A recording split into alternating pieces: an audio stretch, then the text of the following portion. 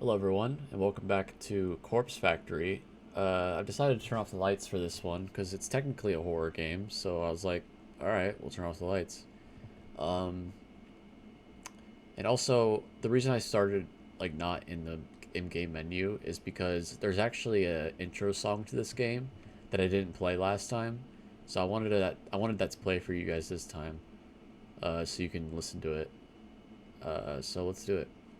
Also, I think we've only completed the prologue, so... Oh, whoops, achievements, my bad. Alright, let's listen to this beautiful song that we're about to hear. The fragrance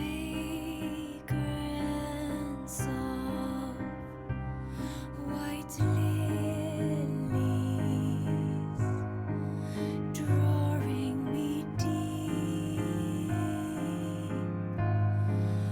while I wait and we won't accept that you're gone. No meaning in moving on. Let me rest here beyond this pain. Sweet refuge, may I remain locked in time with you.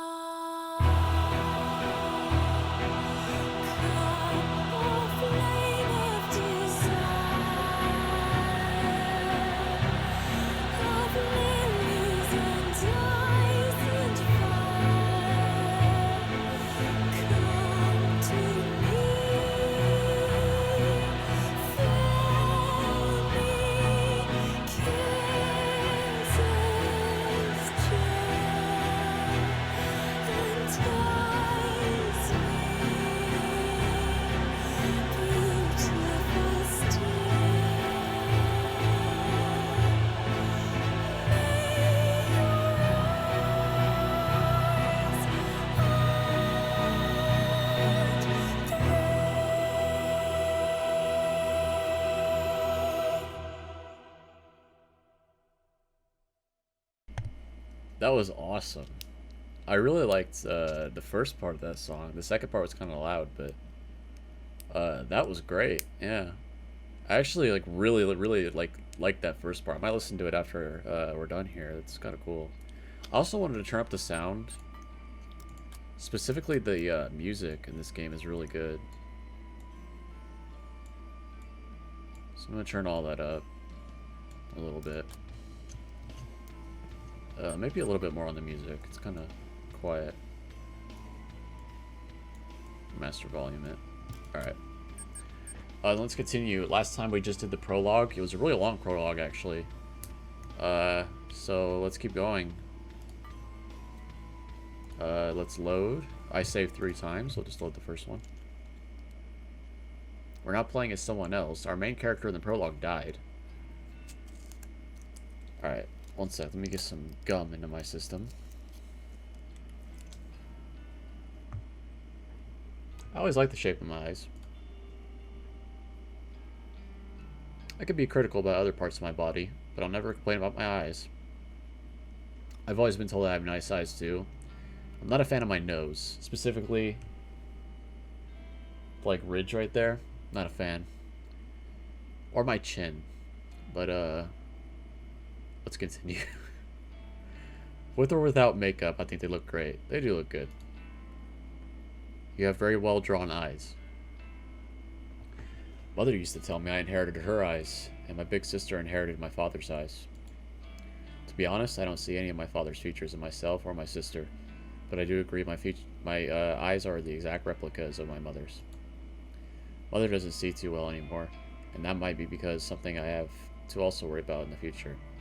But for now, my eyes are perfect, and I couldn't be happier with them. Cool. I wear eyeshadow and eyeliner to bring out my best features. Some people tell me I use too much makeup, that I tend to overdo it and make myself look intimidating. I like eyeliner. I wear eyeliner. I'm wearing some right now, actually. It's fun to wear. Well, I don't really care. I mostly like the way I look. And honestly, how many people can claim the same? Not many. Today's morning ritual is the exact same as any other workday.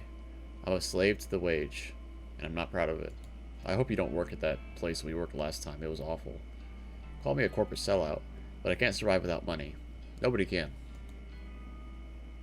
My alarm goes off at 6 a.m., the shower is running by 6:05, and I'm dry and dressed by 6:15. Okay. I skip breakfast because I'm watching my figure, and spend until 6:30 a.m. Working on my makeup. Looks like you got it set. I'm out of my cramped shoebox apartment by 6:45. Hey, I'd take a cramped shoebox apartment over where I live right now, to be honest. Sometimes I catch my neighbor returning home from his overnight shift, and if so, I exchange a simple pleasantries with him and continue on my way. Today, there's no sign of my neighbor, so I don't slow down as I descend the stairs and exit the building. Hitting the convenience store for a can of coffee saps another few minutes from each day. I prefer sweet milk coffees, but every now and then I'm in the mood for some rich black coffee. Regardless, I never start the day off without it. I don't always need the energy boost, but it does help stop my stomach growling. It's a milk coffee kind of day, so I pay for my favorite brand and get it out of the store in no time. The canned coffee dives into my handbag as I continue on my way. The train station is always so busy in the morning, and it's usually a struggle to navigate my way to the correct platform in time for 7:12 a.m. train. Today's no different. However, I always make it in time, because my routine has been perfected over the last few months. I board the train, bound for Shinjuku. A cursory glance reveals that there are no empty seats, so I push through the throng of the bodies standing in my carriage wall. Looks like the same carriage we took in the prologue. Whenever there are seats available, I like to sit and read, but it's more common to have to stand and stare at my phone screen like everyone else. When I do read, I read the classics: Stoker, Lovecraft, Poe. Horror, Western horror, at that, is my favorite genre. Western horror, huh? That's kind of cool. And of course, faithful translations into Japanese are just as good as it gets. Or as good as it gets. My English isn't strong enough to read these novels in the original language.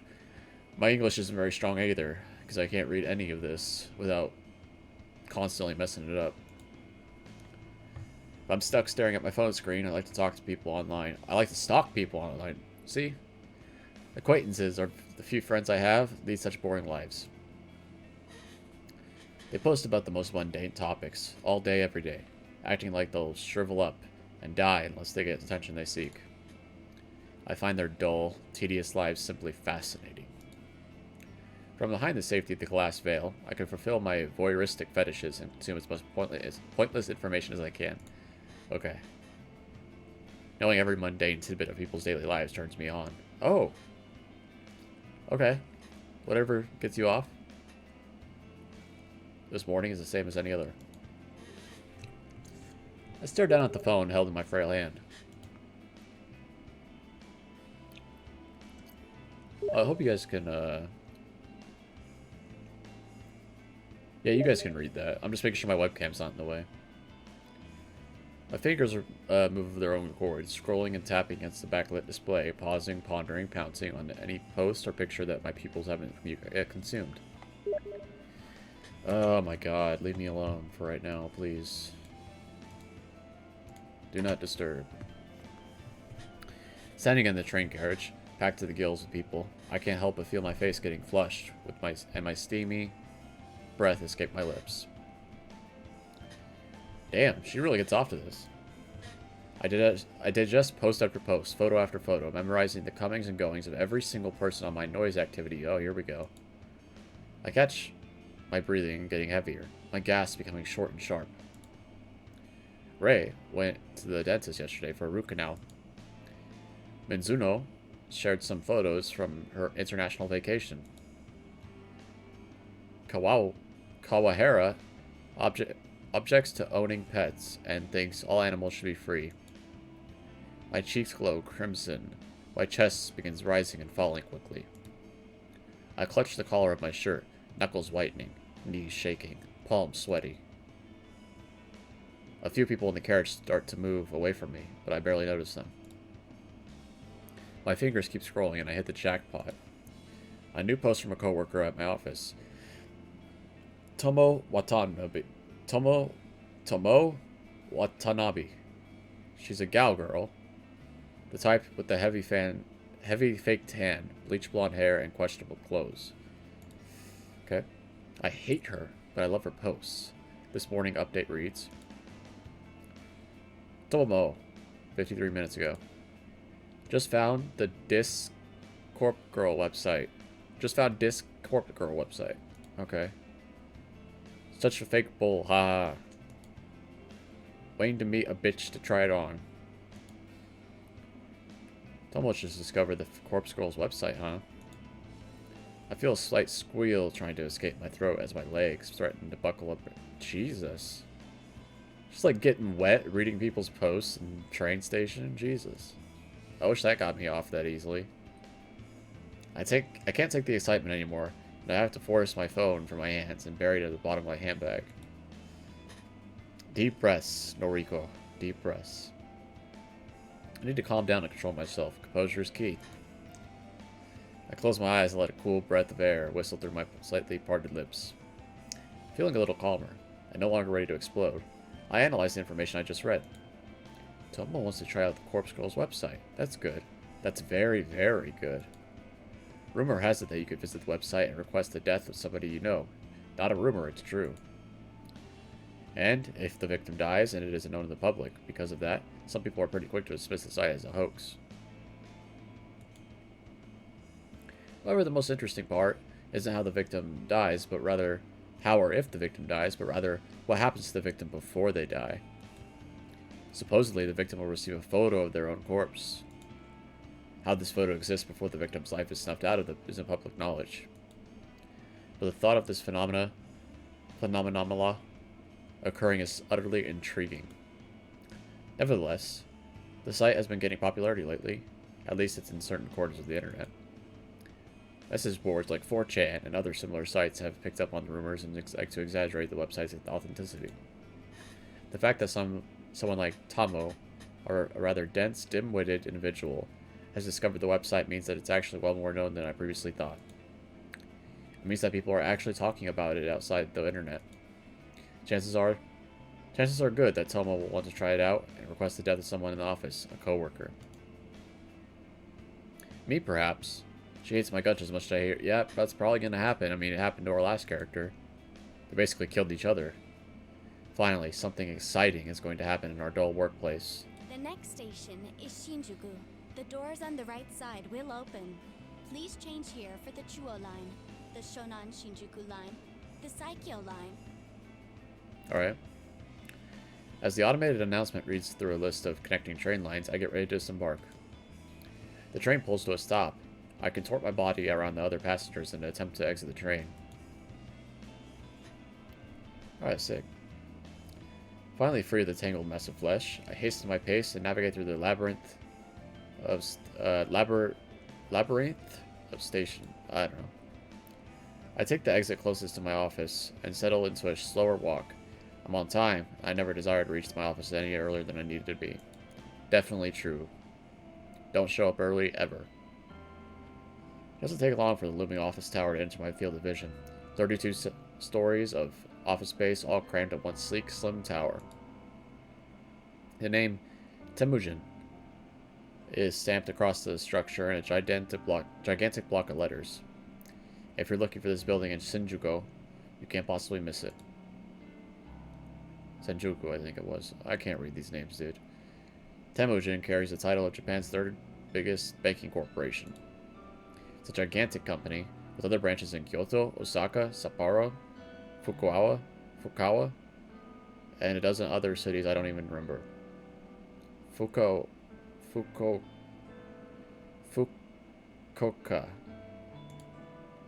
I worked here for close to 3 months now. Not a long time in the grand scheme of things. That said, I'm only a temp, and all I do is data entry. I work on the 14th floor along with about 60 other junior employees, including gal girl Tomo Watanabe. I don't speak to many of my coworkers. That's the way I like it. Alright. When I reach the building, I enter through a giant double sliding doors and find myself in the familiar lobby. Comfortable couches line the walls circling a reception desk. 4 large elevators are tucked away in a nook behind the reception desk. It's already busy this morning, though to be fair, this place is packed all the time. I avoid the crowds of sharply dressed business people, feeling a little out of place in my semi-formal shirt and skirt. Ducking into a newly opened elevator, I tap my employee ID card to a backlit panel and press the button for my floor. The doors close and the elevator begins to smooth descent. I'm surprised to find that I'm the only one traveling up. I reach my floor, and I'm listening to the soothing chime as the doors open, revealing the open layout office before me. The static drone of workplace noises fill my ears. Conversation, ringing phones, fingers tapping against keyboards, photocopiers, even the steady, slow hum of air conditioner contributes to the overall din. I make my way to the desk, stationed in the middle of the floor and surrounded by a dozen other identical desks. As I walk, somebody taps me on the shoulder gently. Good morning, Kurosawa. Good morning. Shinya. Ah, Shinya Fujikawa, my senior. Though he's really only a couple months older than me. He's worked here a whole year after taking an internship straight out of senior high school. He's not an intern anymore, though I'm not quite sure of his job.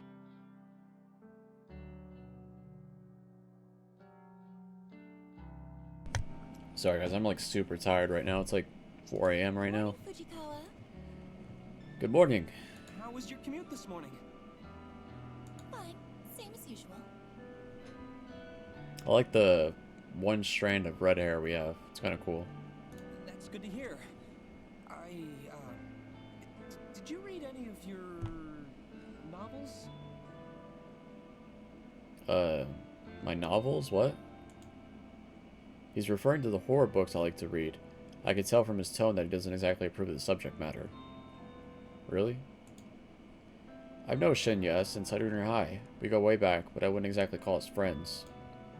However, he's the one that landed me this job, even though he's just a temporary contract. He totally has a crush on us. I've always had the feeling that he's a bit of sweetheart. Yeah, he totally is, dude. I could be. Oh, you're on Mark. Really? Like the moment you enter, he comes up and talks to you. Totally has a crush on you. Well, I couldn't get a seat on the train today. Too hard to read while standing. Ah, that's a shame. You, still haven't accepted my, friend request, did you know? Gotta shoot your shot, man. I appreciate it, but, I don't think she's that into you. I have to fight the urge to roll my eyes. He's a nice guy, but we are connected on noise once before, and I had to delete him. Wow. He's super obsessed with his father's detective work, and all he ever posts about is assumptions and theories on petty crime cases. Okay, so he's not, like, obsessed. He wasn't, like, harassing you. He was just interested in a topic that you're not interested in, so you deleted him. Okay. Kind of rude, but, you know, you could have just, like, muted his posts or whatever, but... Normally I'd find anyone on my friends list fascinating, but here's the thing. Shinya never posts about his personal life. All he ever writes are long, but I see. Because he doesn't post about his personal life, we can't get off on it, and, that's all we're on social media for anyway, so... It's far beyond the amount of dullnesses I can even stand. I fish my phone out of my handbag and pretend I'm looking at the noise. Oh, how about that? Looks like I don't have any incoming friend requests. We're a little bit evil, but I like it. I quickly dip my phone back in my bag. How peculiar. Well, I'll try and nudge again later. You can try. Sure, no problem. Well, anyway, I better get to it. Work hard today, okay? This dude is a total simp. You got it. Shinya offers a formal bow and goes on his way. Before I can take a step towards my desk, a mocking voice whispers in my ear. How long are you gonna lead on sweet little Shinya? Well, we found my favorite character. I shiver and I found Tomo Watambi lurking behind me, buzzing around my neck like an irritating mosquito. She's like the total opposite of our character. She's got blonde hair, showing her breasts, her cleavage anyway. She's got like a cute little thing that anime characters do where like, you know, that thing. I don't know what that is, but she's doing it. She's got like her name on a necklace. That's weird. Bracelets. Okay. That poor boy really has the hots for ya. When are you gonna tell him For you're ya. a cold-hearted psycho? Listen, I'm not leading him on, and I'm no psycho. Look at the difference between these two characters. It's crazy. No wonder we hate each other. You know, opposites attract. You know, we could get on with this. Sounds like something a real psycho type would say, don't you reckon? Alright, bitch. Of course, this is none of the gal girl, Tomo.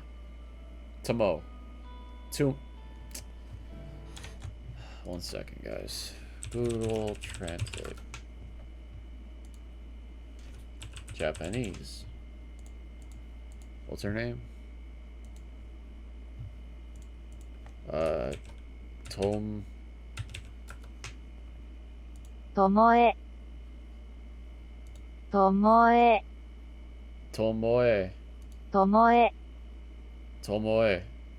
Tomoe. See, that's the way I was saying it, but ともえ it's Tomoe. Okay. She's the kind of person that likes to stir up trouble and instigate conflict. She's had her vacant eyes on me since the day I first stepped into this office. She loves to torment me any chance she gets. Maybe I rubbed her the wrong way somehow, though I'm not sure I ever did to her. Even though she's a data entry temp like me, she worked here just a little longer than I have. Unfortunately, that means I have to defer to her as my superior in this professional environment. She knows as much as I likes. She knows as much and likes to take advantage of the fact as often as possible. It's funny, you know. You don't look like the type of skank to lead on a goody-goody like Shinya. Jesus. I told you, I'm not leading him on. You're just gonna ignore the skank part? Well, if you're not interested, maybe I'll take him out this weekend and tongue him at the cinema. I'm sure he'd appreciate that, Tomoe. Gross. Do what you want, but I doubt he's into someone with your, looks. Why not? Oh yeah? What would you know? You think he likes your flat chest, little Miss Gothic Lolita? I know I should short off her comments such as this, and normally I would. But backing down from Tomoe isn't something I can do easily. I'll give you a tip. Guys like Shinya are smart, clever. If you want to impress him, don't let him know your head is as full of air as your inflatable breasts. Got her. Yeah, there you go. A flash of crimson lights up at Tomoe's face, and she looks ready to lash out at me. A group of coworkers, juniors like us, look over at us in concern. Tomoe takes a step back from me, but not before signaling a rude gesture with her fingers. We ain't done here, Noriko. Watch your back. Watch your back. I'm trembling. Tomoe walks away, and I breathe a sigh of relief. If it wasn't for having to deal with her, I wouldn't dread coming to work every day. Anyway, I wonder if she's planning to test out Corpse Girl's website. Was she tried it on me since we just fought? Not really sure if I should be excited or scared. Either way, it will definitely be fun to find out whatever happens if she does try the website. I finally reach my desk and take the note of the time. I was supposed to start working 5 minutes ago, so I quickly log into my computer and check today's task list. It's all the standard stuff today. I need to transfer a few tables of numbers from a spreadsheet into our company's online database. When I'm done, I'll have to run it by a few other people, and then I can commit to the changes on the server. The work is dull and repetitive, but my salary isn't bad. On the plus side, I get to wear headphones and listen to music while I work. That is a news. That's pretty good, actually. I dip in my handbag and retrieve my headphones, my phone, a can of milk coffee, and a handful of breath mints. I laid them all out on my desk neatly. I slip my headphones on, plug them on my phone, hit play on my work playlist. Loud, symphonic, metal, lovingly crashes into my ears as I crack open a can of coffee and take a long sip. Okay, let's get started. Let's do it. I wonder if there's going to be any mini-games in this game. So far, not any. I return home from my quiet, cramped apartment after work. Looks nice, man. Stop shit on your apartment. I would love an apartment like this. My dream is like a one-bedroom apartment in a really nice city. Like, well, my true dream, like I'm rich as hell dream is like a apartment in Vienna or something. Like a really, really nice place. Maybe Tyrol in Austria. But yeah. Don't shit on apartments, man. Throwing my handbag into my coffee table, I pick up my laptop and sit on the couch. I lie back and get comfortable, letting my laptop rest on my stomach to boot it up. The welcome screen loads up, so I click a couple times, open my web browser, and then head to a very specific website saved in my favorites. Corpse Girl. A cute dancing zombie girl is animated on the top page, a peculiar irregularity that always makes me giggle. I notice that the page view counter at the bottom of the site is nearly the same as it was yesterday. There may have been maybe 4 or 5 new visitors. It feels like my YouTube page. I heave a sigh. Maybe that website isn't as quite well known after all. That begs the question, how did Tomoe discover it? Well, never mind that. My eyes scan the website's content. Request to death. Big bold letters headline the site. The intention couldn't be clearer. Blech. Further information on the site is sparse. Brief instructions tell the user to fill out a victim's phone number and upload a photo. Aside from that, there's not much else to mention. It doesn't even ask for a name. After scanning the site, I move my mouse to the browser's address bar and click. I type a / after the website's address, and then add the word admin. Oh, we're gonna hack. We're hackers now. I hit the enter key. A login page presents itself with empty username and password fields waiting for me to be filled in. My fingers tap dance around the keyboard, and within moments I'm presented with a brand new page. A blinking slab of text greets me. 1 new request. Oh, are we running the website? Oh, this music. Listen to this.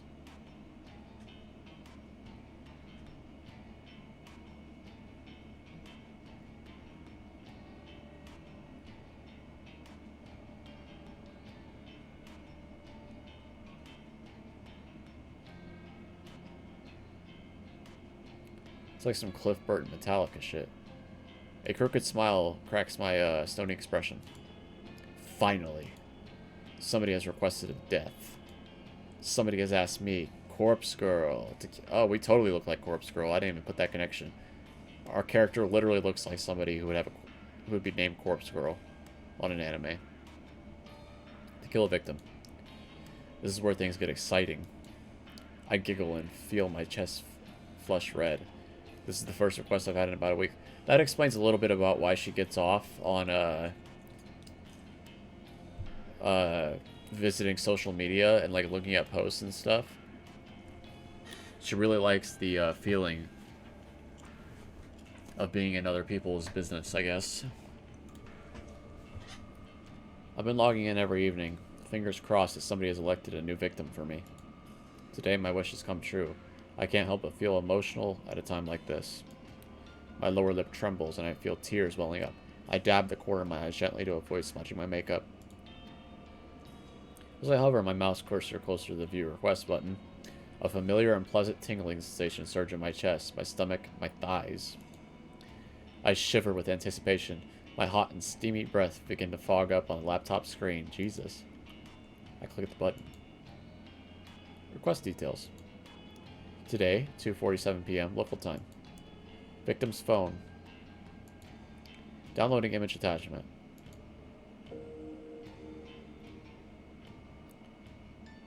The victim's photo automatically uploads to my screen. The person in front of me is a total stranger. That's okay. It doesn't change the task set out before me. A woman, rather plain, in her early 30s. She's well dressed with minimal makeup, and she's not really putting her personality on display. It's a nice photo, better quality than some of the images I've been received in the past. In fact, the photo looks like a corporate ID picture. I wonder if it's downloaded from a company database or a website. Well, the source of the photo doesn't matter. The simple fact of the matter is, somebody has made a request for this person to die. It falls on me to fulfill that request, and as Corpse Girl, I take requests very, very seriously. I have the victim's photo, I have her phone number. All I need to do now is select a way for her to meet her untimely demise.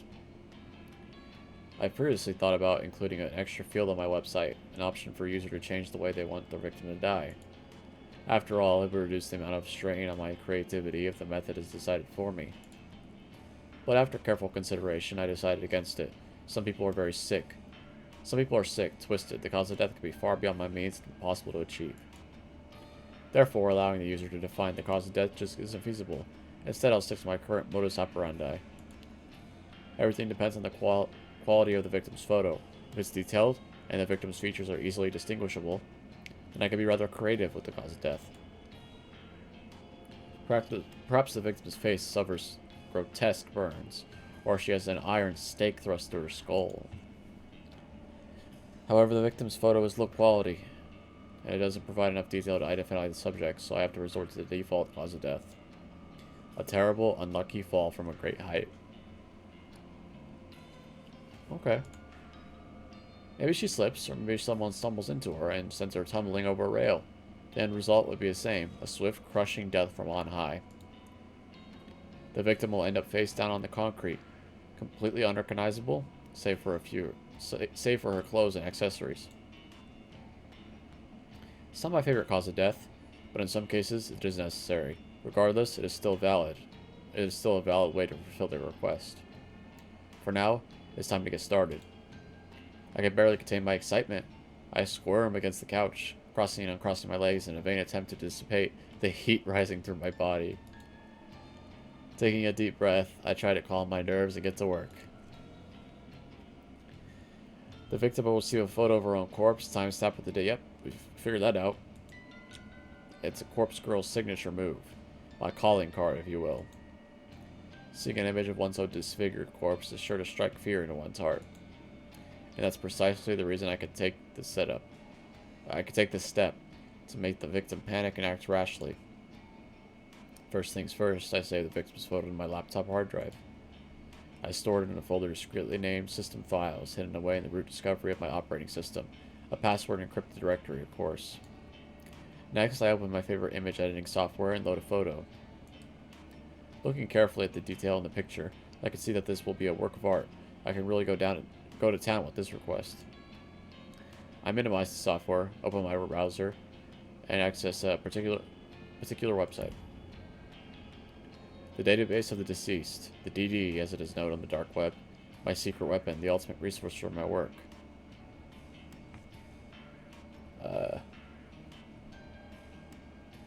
Okay.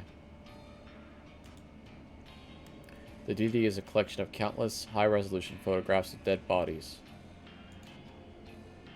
Murder victims, crime scenes, suicides.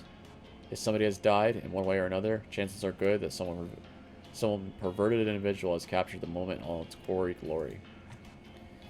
Such valuable images are essential to my work. Using these photos as a base, I can edit my victim's details into a picture. My process is simple. I start by locating the perfect corpse photo. This shit's crazy. I search my database, and in less than 2 minutes, I discover a disgustingly detailed photo of a woman with her entrails spilling from her stomach. Her face is blue, having suffocated before even having a chance to bleed to death. She's about the same age as my victim, and she's sort of similar in height and build. Finding a photo that specifically suits my victim's features is easy, thanks to DD's excellent catalog of tags and filters. It's an advertisement for DD, guys. I simply search for keywords that match my victim's description and find a corpse that fits. Using the photo as a starting point, I digitally edit my victim's face onto the body. Okay. It's not some quick job that even a child can do. It's a painstakingly crafted work of art that would fool even the keenest eye. It fooled our last character. An hour passes, then 2, then 3. Before I know it, midnight has come or gone. But work is nearing completion. All that remains is to add the final touches. I like to add specific, distinguishable details to the image. A personal item or accessory, clothes, makeup, you name it, I can edit it in. With personal details added, I adjust the lighting and color palette, just slightly, enough to make the photo truly unique. If the victim decides to reverse image search the photo and discovers it's a forgery, all my work would be for naught. That sound effect. And with that, the masterpiece is complete. A grisly, gruesome, gratuitously gory gift for someone to be soon to be departed.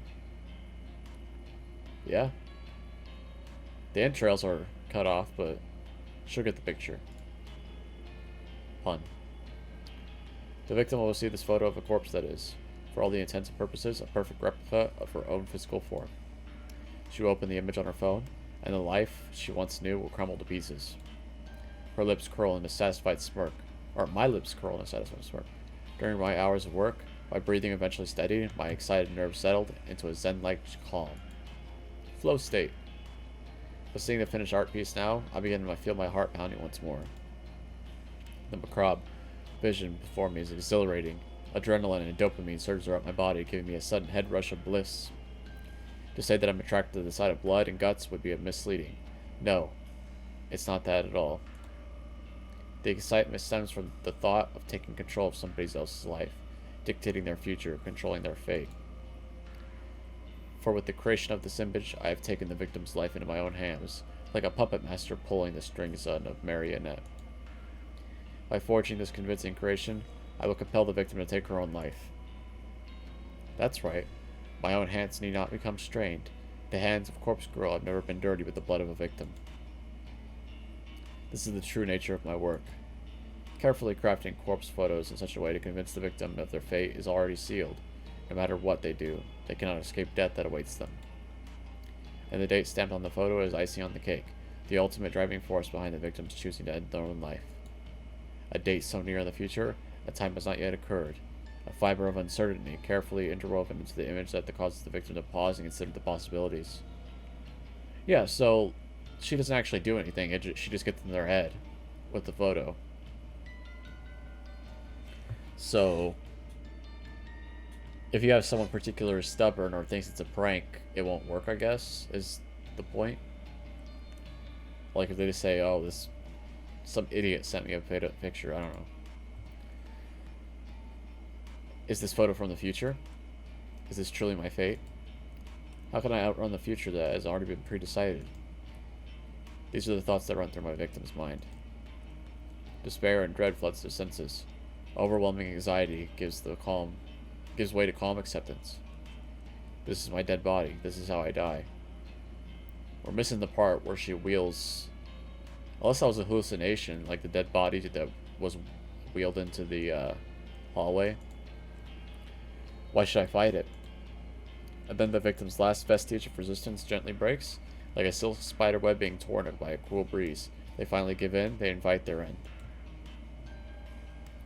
This is the way it will go down for this woman, this complete and total stranger. I'm confident, certain, convinced. I feel like this is a little flimsy. I mean, if there really is nothing supernatural going on here, I don't get it. So you just scare them into thinking they're gonna die, and then they end up killing themselves? Maybe I should just suspend my disbelief. I'm tired. I'm trying to like figure this anime out. It was a sudden spark of inspiration that guided me to begin fabricating the corpse photos about a year ago. I can never quite recall exactly what was it that spawned the idea. Sometimes I get close to remembering, but the recollection dances around the edge of my mind and slips back into the darkness. Regardless, I ventured down a dark and dangerous path. I built the Corpse Girls website and invited strangers to request the deaths of people they knew. It was a sales tactic, simply a way to encourage users to submit images. I had no intention or means of ending lives. That teddy bear in the background's dead. It's got axes over its eyes. Did he use the website on him? Little did I know the true power I wielded. I only intended to create corpse girls' photos and send them to people for fun. I wanted to startle and scare some unsuspecting fools. It'd be a lie to claim that I didn't get off on it. Yeah, you get off on a lot of stuff, dude. You're just like... The thought of people shrieking in fear at the sight of their own corpse was more than delicious. It sated my budding lust. It filled the dark hole in the depths of my soul and gave me a purpose.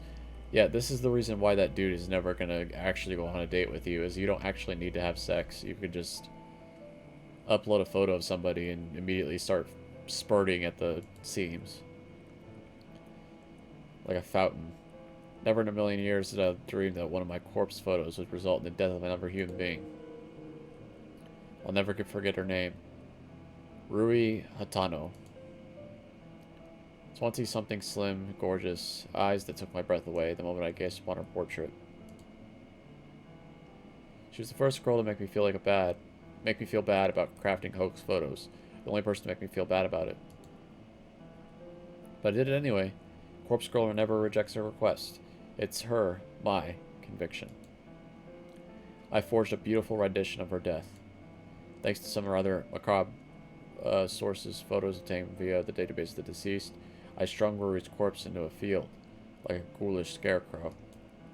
The photo was incredible. It was my 5th or 6th work, the 5th or 6th time a user of the Corpse Girl's website requested a death. Yuri Hatano died just 3 hours after receiving the photo. I don't know why. I don't know if she killed herself or if someone murdered her. But I know one thing.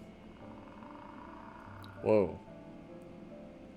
Yuri Hatano's body, her real body, was found in a field hanging like a scarecrow surrounded by crows. Wow. Her eyes had been gouged out of her skull. Her stiff fingers clutched to her phone tightly. According to the news report, her phone displayed a familiar image, the very image I created of her corpse. When I first learned of Rory's death, I was overcome with varying emotions. I felt sick, elated, disgusted, overjoyed, depressed, aroused. Being aroused can, make all those other things feel like take a second seat. I had somehow caused her death. Was Corpse Girl responsible for taking her life? Even though my hands weren't stained with blood, I still felt responsible. A lurid truth descended upon me at the moment. Corpse Girl held the power to end lives, and the more I dwelt on that fact, the more obvious it became to me. I began to feel the power pulsing through my veins, throbbing in my blood as my heart pumped and pounded in my chest. I can't explain how the power works. I don't know why I have it. But somehow the corpse photos I create can compel a victim to end their own life, or compel someone else to end it for them. Rory died in the way that I envisioned. Her dead body matched the fake. Yeah.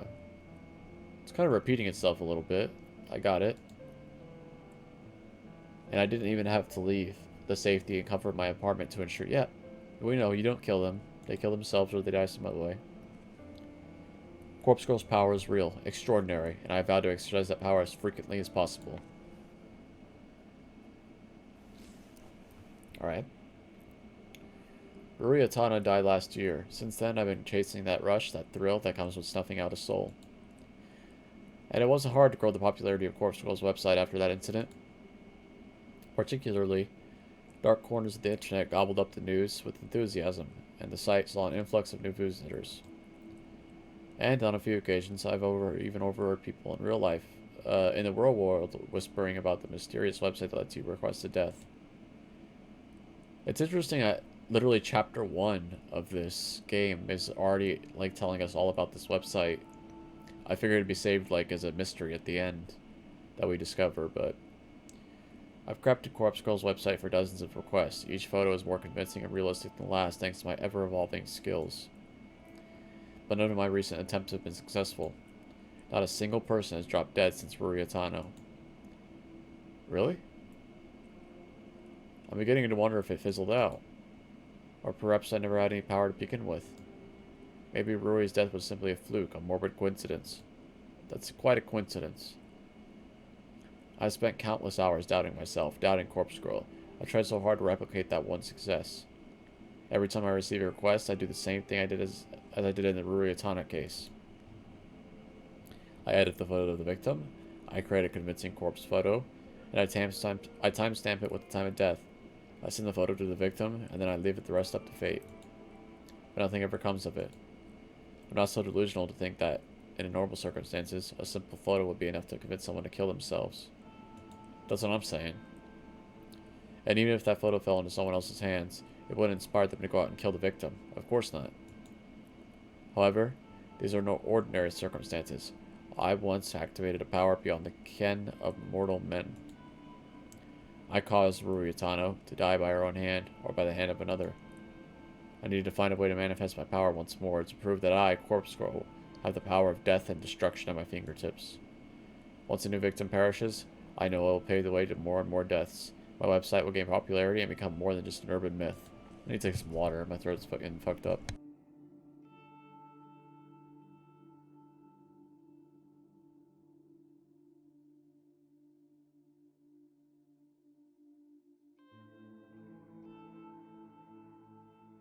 God, I'm tired. Alright. People will live their lives in fear, forever wondering if Corpse Girl is lurking behind the next message they see. Yes, I can see the future I crave so clearly in my mind. I'm close to achieving my goal. I know I am. And, when my dreams come true, I can finally...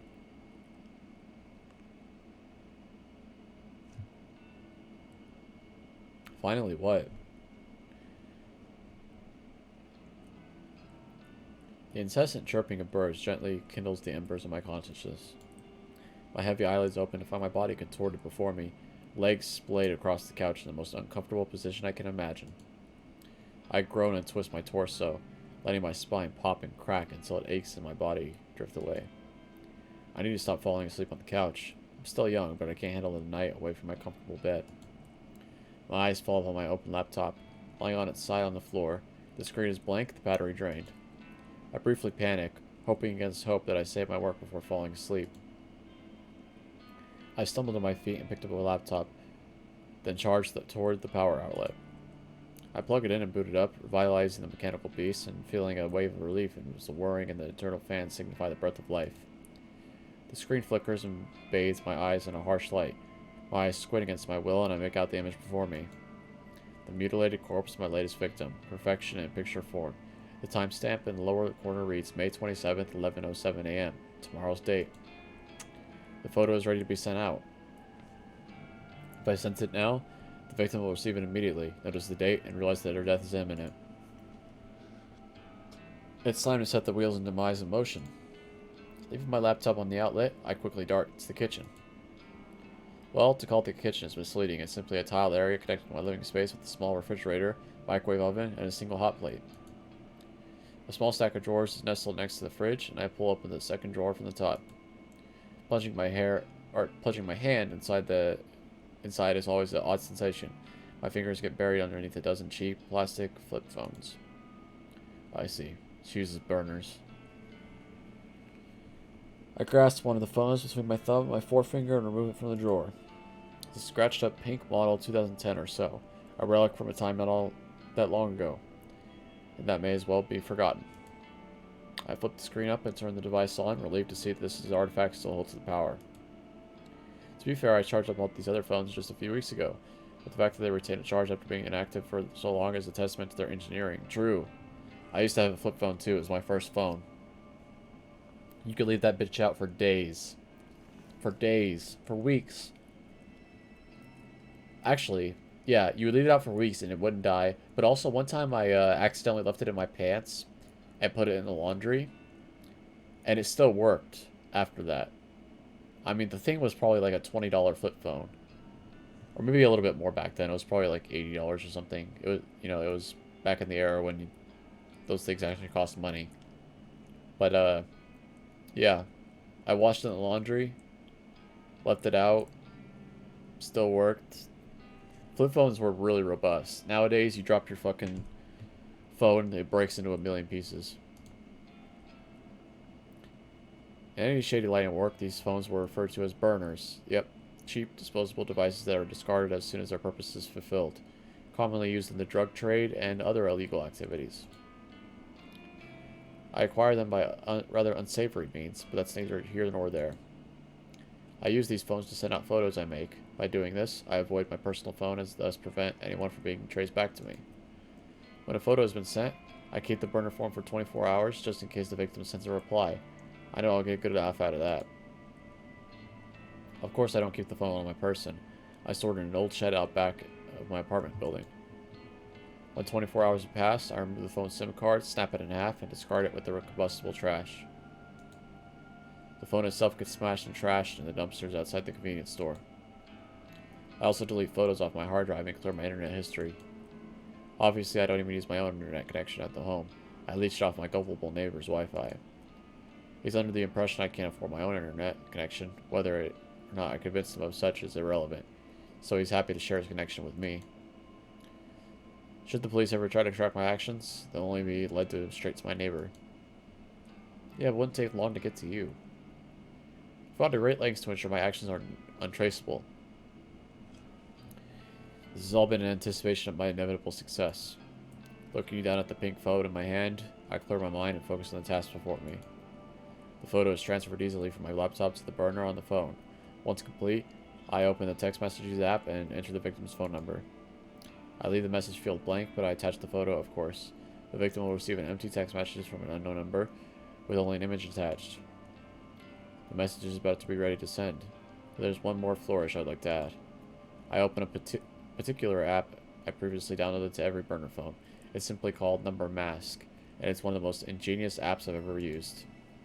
The app asks for the number I want to use. I punch in my memorized trademark, 666-33666-22666-44666.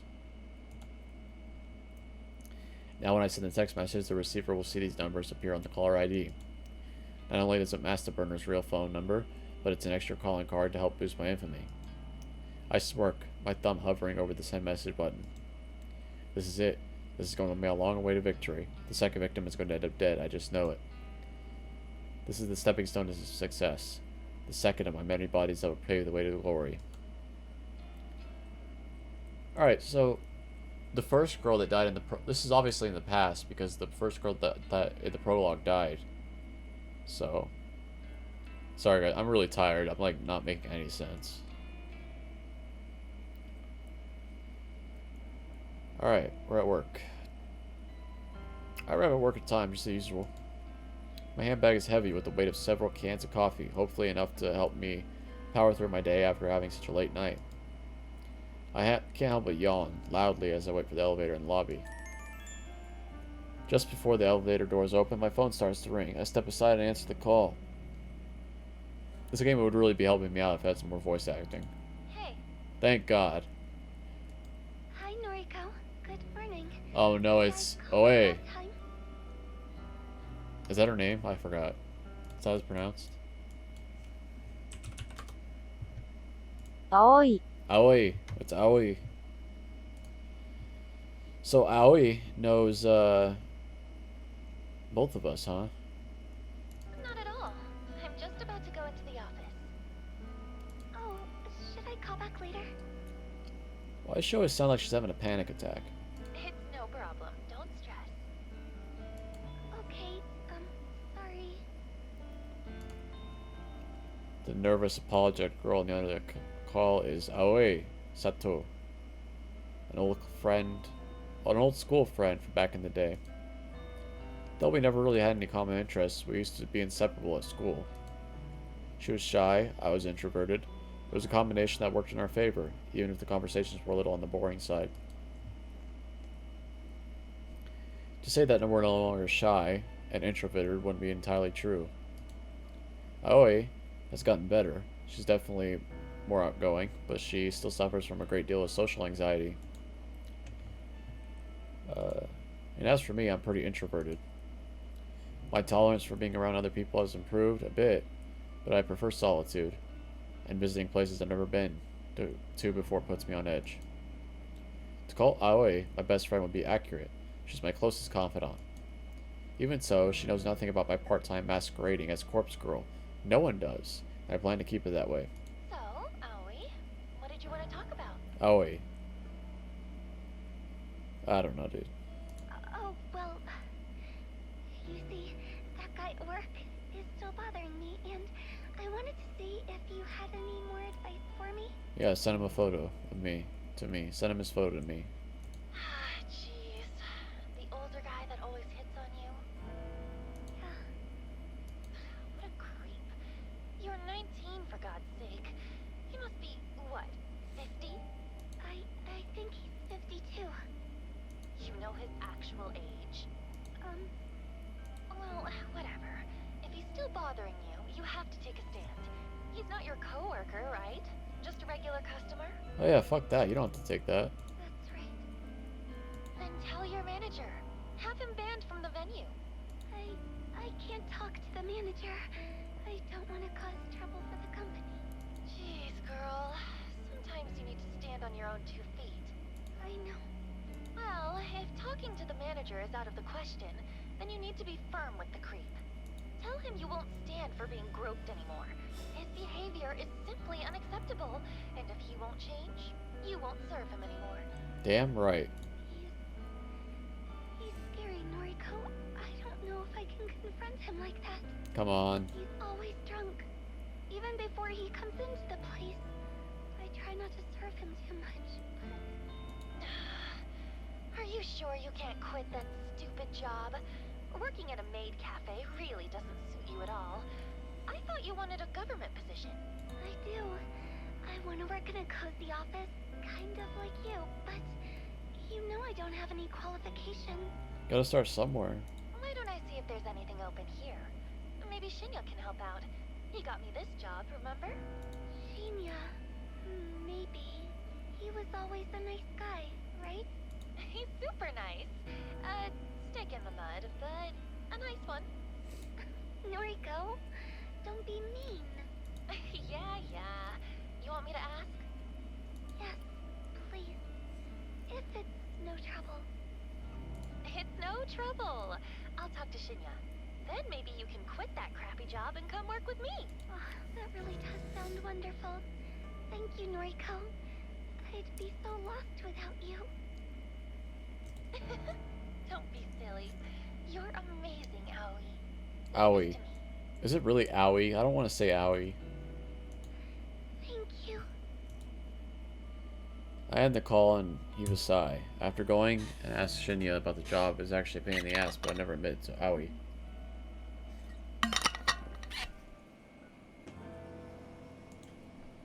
I want to help the poor girl, I really do. But I do nearly anything for her. The elevator arrives at the lobby, and I step inside as soon as the door is open. I don't know why I'm so tired, man. What the hell? Kurosawa. I'm like falling asleep here. What the hell's going on? Fujikawa. Good morning. Shinya takes me by surprise as I exit the elevator. He's been waiting for me here. I wanted to catch you before we sit down to work. I sent you another friend request. Can you make sure you got it this time? Come on, bro. Take a hint. Oh, yeah. Okay. What am I supposed to do when he puts me on the spot like this? I try not to groan as I open my phone and open up noise.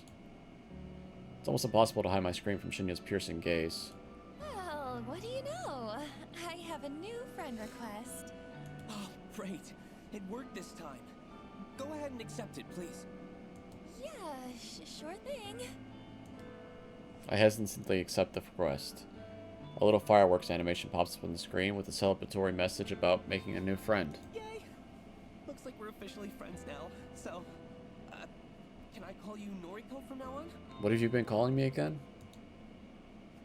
I've never cared much about formalities. I try to adhere to them in the workplace, but honestly, I don't even care if people refer to me by my first name, my last name, regardless of whether they're friends or not. That's fine. You can call me Noriko. Shinya's eyes light up. That seems to have made the boy happy. Thank you. Oh, you can call me Shinya, of course. You're not getting any, bro. Sorry, she's into something else. Shinya. Hey, we've known each other since junior high, right? Shouldn't we have been on a first-name basis anyway? You should just call her first name. Like, what's wrong with you? Yes, that's true, but we're in the office now, you know? It wouldn't wouldn't do if you started working here and called me Shinya right away. I suppose. Anyway, I'm really glad we're proper friends now, Noriko. Maybe we can get a coffee sometime.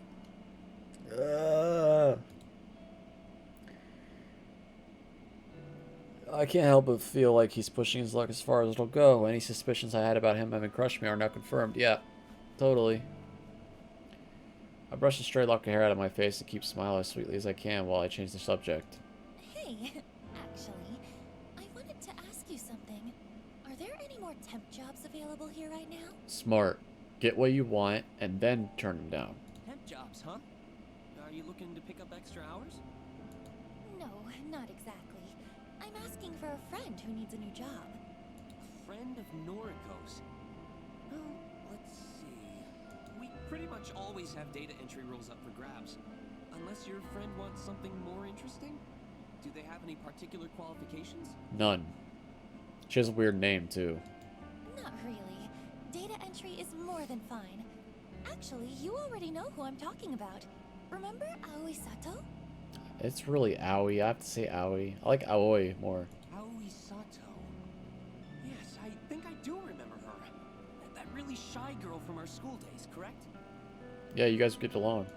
That's her, yeah. Wow. I never knew you were still in touch with school friends, Noriko. Aoi's probably the only one. We're fairly close. Is that so? As for me, I don't really have any friends from back then. Shinya's heartbreaking confession doesn't surprise me too much. He's a beta. He doesn't strike me as the type of person to have any friends at all. Sure, I'm the same, but... No! What am I saying? We're friends now. Oh, God. So I do keep in touch with school friends. Jesus. Come on, man. Go out to a bar or something. Yeah, Go to a club. I guess so. Hey, I'll ask my superior if we can get Sato an interview. Is that okay? Yeah, I asked for it. I'd really appreciate that. Thank you, Shinya.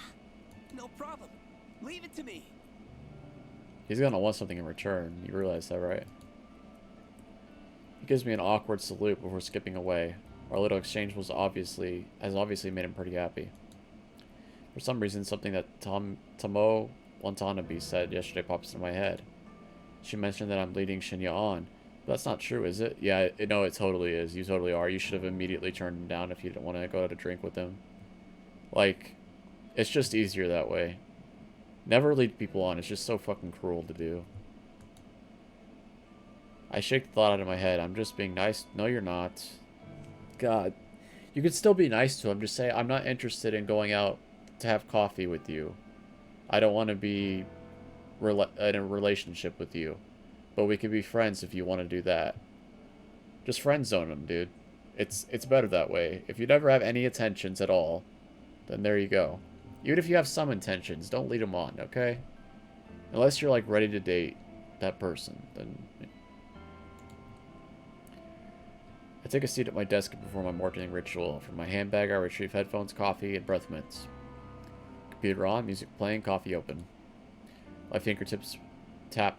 My fingers tap oh god, I'm so tired. Rhythmically against the keyboard, and I slip into the usual workday trance.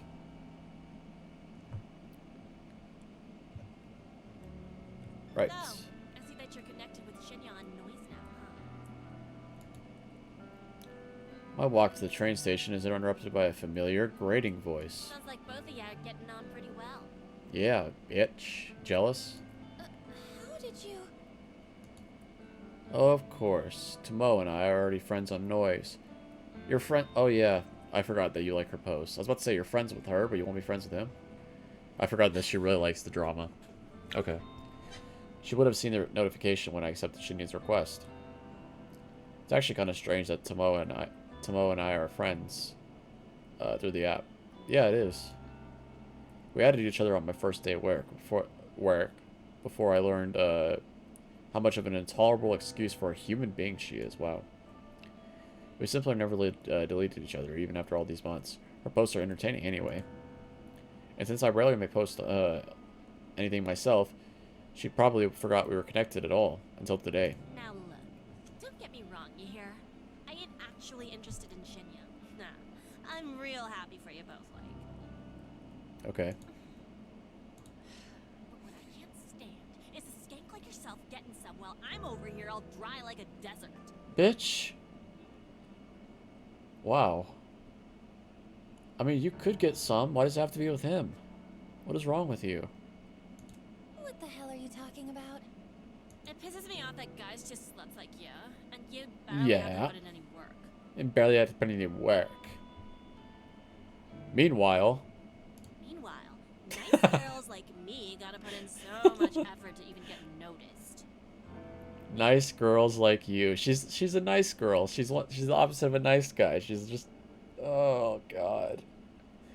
This game does a really good job of making its insufferable characters insufferable. But to be fair, we're also kind of a psychopath, so I don't exactly feel bad for our main character here. You think all of this is just natural? No, definitely I not. put so much effort into how I look, you know? And guys like Shinya don't even bat an eyebrow at me. You're definitely not natural. You mean bat an eyelid, right? Okay, Noriko, calm down. Whatever, it don't matter. I'm sick of skanks like you getting everything for nothing. We're not even getting anything. We're just friends with them on a website, dude. Like, what's wrong with you? You didn't catch us fucking in the supply closet. Like, calm down. Look, let me be honest with you. I'm not interested in Shinya, and I'm not trying to be with him. Yeah, bitch. I don't chase guys, and it's pretty rare that they chase me. You've got me all wrong. I don't believe that. Not for a second. Like I believe you. Yeah. Do you spend your time chasing chicks then? Yeah, what's wrong with that?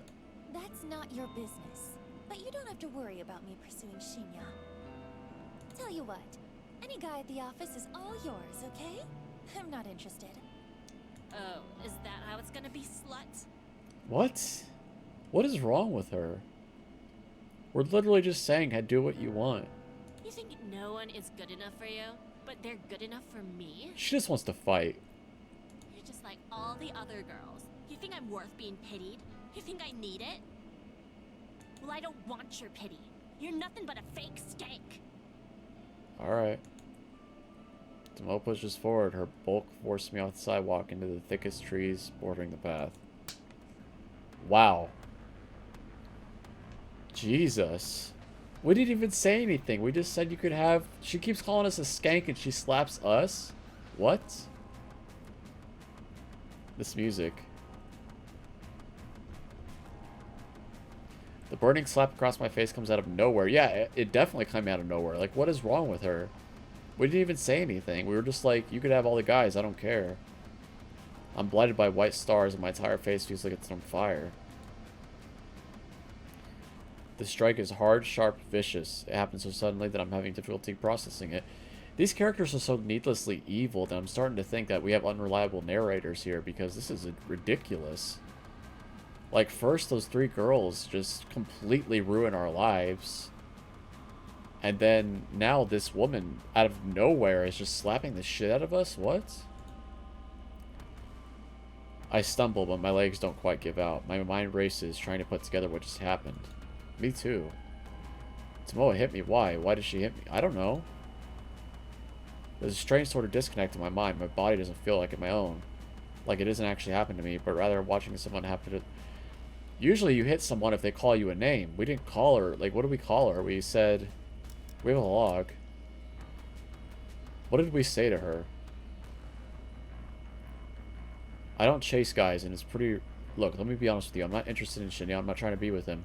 I don't chase guys. It's pretty rare for me to chase me. You've got it all wrong. That's not your business. You don't have to worry about me pursuing Shinya. Tell you what, any guy at the office is yours, okay? I'm not interested. What? Yeah, we didn't say anything. Time seems to slow down and speed up all at once. The slapper plays twice in my mind before Tomoe's hand leaves my face. I catch a glimpse of her furious expression, red and stained and overcome with anger. I hate you. I hate everyone like you. Don't pity me. We weren't. The second strike connects with my chin and I flinch, my entire body paralyzed with pain. Well, hit back, bitch. She hit... Yeah, hit her. Stop! I hate you. I hate you! What the fuck? Tomoe has lost it. She's absolutely furious. I can't understand what I did wrong. I don't know either. Her third attack is curled fist aimed straight at my stomach. Through sheer luck or complete accident, I tumbled backward, narrowly avoiding the punch and instead landing on my rear. The pavement is rough and hard, but it sure feels like a lot better than taking a fist to the gut. Tomoe screams and rushes at me, but I scramble to my feet and grab her by the wrists. She flails wildly, her eyes looking like they'll pop out of her skull at any moment. Her breathing is harsh and ragged, and the tears of rage have caused a flood of clotted up makeup to run down her face. Calm down! Calm down! She struggles against me, slowly giving in as my tight grip prevents her from attacking me further.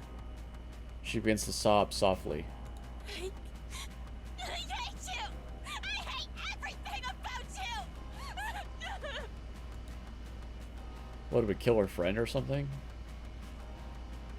With a great pull, Tomoe frees herself from my grip. She steps away, cursing, and then runs past me. I blink in disbelief as she breaks into a sprint, heading in the direction of the train station. I raise a hand to my tender face and touch it gently. The stinging sensation is completely new to me. Never before have I been attacked like that. What the hell was all that about? I don't know. I can't believe she hit me. Me neither. What the hell? A pack of frozen vegetables pressed against my face soothes my swollen jaw. You got a swollen jaw from being slapped? But does little to calm my nerves.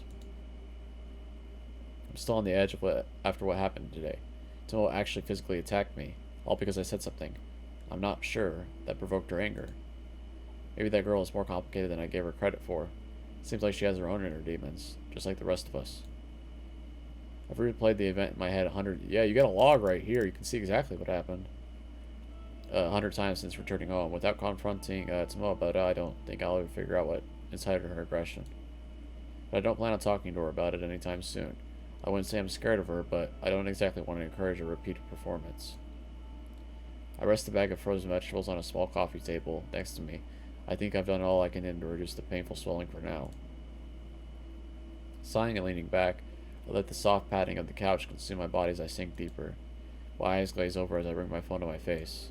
My fingers lazily tap and scroll as I look through the carefully curated obituary news feed, illicit deaths that have been reported throughout the day.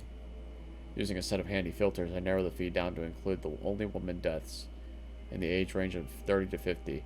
I set the location all over Japan. I immediately exclude any results that mention natural cases of death. I'm looking for specific cases of suicide, or as is more often reported, accidents. Of course, I'm looking to figure out or find out whether my latest victim has offed herself yet. Should the search string get any return to results, then it's pretty easy to look up the recent murders. They're few and far between. Between suicides, accidents, and murders, I've covered all the potential ways my victim could die. 9 out of 10 search results include a photograph of the deceased, not a photograph of the corpse, mind you. This isn't the database of the deceased I'm looking through. Rather, usually it's a nice, flattering picture of the recently departed, submitted by their kin, to go along with their obituary. I use the photos submitted with the obituaries to compare and match with the images of my victims. I need to increase the text speed, because I'm reading faster than it shows up. This is the only reliable way I have to discover whether or not my victims have perished. I should also save. I'm gonna go for another 45 minutes, just make it even 2 hours. If I knew my victim's name, I could easily look up their current fate, but my website doesn't ask for that information. Call it respect for the victim's privacy, but there are a lot more to it than that. But there's a topic to dwell on another day. Tonight's search turns up no solid leads. I'm disappointed, but this result isn't entirely unexpected. After all, I set the date of my latest victim's photograph to tomorrow. There's still time for her to freak out and end it all. I decided to go to sleep early tonight. I'm not even feeling hungry enough to eat cheap convenience store meal that's been sitting on my fridge since yesterday. Though if I go to sleep now, I feel like tomorrow arrives sooner. Tomorrow. I'll have to tease Tomo at work. There's no way I can avoid her since their desk is so close to mine. The idea doesn't sit well with me. On the other hand, my victim might conquer herself, which would definitely make me feel better. It could very well be my next success, and the suspense is just enough to kill me. Tomorrow. Alright.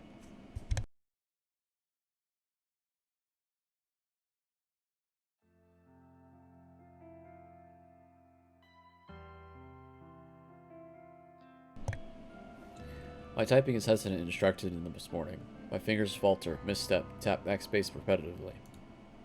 This is no good. I can't focus on work while I'm staring at the top of Tomo's head, popping up from behind a monitor a few desks away. Even my work playlist doesn't inspire me to pulverize the keyboard today. Normally, I blast a pure volume, and a shot of caffeine is enough to carry me to the greatest heights of productivity. I press a finger to my pursed lips, trying to regain my focus. I absentmindedly noticed that I missed the edge of my top lip when applying lipstick this morning. Damn, I'm really out of sorts today. At least I managed to apply some extra blush and cover up the fainting bruising on my face. Damn, bruised. Might have overdone it a little, but it's better than looking like I just stepped out of a boxing ring. Good morning, Noriko. Boy, have I got some neat news for you. Come on, bro. I'm so absorbed by my own thoughts that I barely register Shinya as standing in front of my desk. Noriko? Excuse me? Noriko? Are you in there? Huh? My eyes fixated on Shinya's goofy smile. I quickly remove my headphones. Fujikawa, Shinya, sorry. Hi. Are you okay? Yeah, I'm fine. Tired is all. Me too. Oh, I hear you. I was up late last night. Me too. Boy, I must have been up past 10. Just could not put down this new crime thriller I've been reading. Jesus. Oh, yeah, right. I was up late reading too. Oh, okay. Your horror novels, right? Don't they leave you feeling a little scared before you go to sleep? No, I'm not a pussy. No, not really. It's all fiction, so it's pretty easy to distinguish from reality. Is that so? Wow, that's not like my book at all. The crimes in this story are all based on real cases. My jaw hits the floor every time I turn the page. Stop nerding out, Shinya. It doesn't become you. Yeah. Yeah, interesting. Anyway, let me tell you this. Your friend Sato can take a data entry opening starting from Monday. She doesn't even need to interview. That's how much the boss trusts me. I'm genuinely impressed with Shinya's ability to score Aoi a job. Say what you want to say about the guy, but the bigwigs obviously have faith in him. Yeah, 'cause he's a Wow, teacher's pet. Shinya, I don't know what to say. Thank you. Thank you so much. Don't thank me yet. What's going on today? Sato's going to be worked to the bone. I hope she's prepared for it. By the way, do you want coffee? Trust me, anything will be better than her current job. Really, thank you, Shinya. You came through for us here. Leading him on. You're just leading him on. It's too many thank yous. Well, I'm just happy to help. Hey, Noriko, can I ask you something? Called it. I called it, guys. Like, so many mistakes. Sure, shoot. Shoot! Oh, right. An expression. What? Sorry, I just remembered this case in the novel I'm reading, where a police officer shoots at a perp only to... Shinya, I'm getting tired in real life, and if you keep talking, I'm gonna fall asleep at my chair, and there's gonna be a recording of me on YouTube just sleeping. Hey, you, wanted to ask me something? Don't, oh god. Right. Are you friends with Watanabe? Really? Okay. I blink a couple times. Yeah, not so great now, bitch. Tomoe? You're on a first-name basis with her. Then you must be great friends. This is perfect. You can get rid of Shinya, and you can pawn him off on the girl you hate. But something tells me that she's gonna get jealous. I mean, I wouldn't say... Listen, would you mind putting in a good word for me with her? Here we go. I'm kind of interested in taking her out sometime. never ask her myself.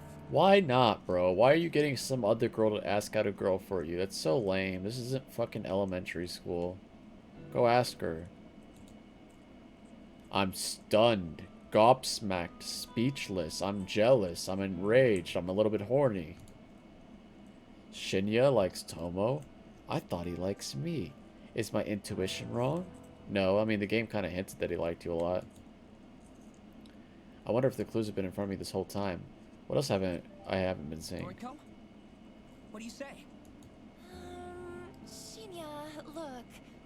Honestly, I'm not really friends with Tomoe. I don't think I can help you. Ask her yourself, pussy. Oh, I see. That's a shame. I thought maybe you were close. Darn. I guess there's not much to be done, is there? You could ask her yourself. Even after I helped you and Sato out and all. You could ask her yourself to grow a pair. Is he seriously trying to guilt me? I have to hand it to him. I don't think he had it in him. Well, he doesn't have balls, so he must have something else. I suppose you can just tell Sato to start work on Monday morning. Aw, you're so upset. Guess I'll see you around the office then. Nope.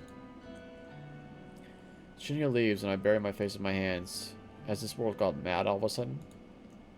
Shinya likes Tomo. Not me. Yeah, who cares, dude? You didn't like him anyway. It's not like I'm disappointed. Hell, I don't have feelings for the guy, but for him to be interested in someone vapid like her just blows my mind. To add insult to literal injury, Tomo assaulted me yesterday. She has a vicious, violent side to her that Shinya doesn't know about. Okay, let's just go shit talk her then. He could be in danger if he pursues her. Yeah, he would be in danger. He would totally not stand up to her. She'd beat the shit out of him. We'd have a Amber Heard situation on our hands. I'm completely unable to process what I should do. Shinya has scored Aoi a job, and I'm truly thankful. Do I feel like I owe him? No, you don't owe him shit. No, you shouldn't ask him out. Like, how many good relationships start with, oh, can you please go ask this girl out or this guy out I like for me? Like, if you're not going to do it yourself, like, I would never accept a date from someone that had their friend ask me. Like, that's just so lame. Like, you gotta show some character, show some backbone. I need to clear my head. I decided to step away from my desk and visit the restroom.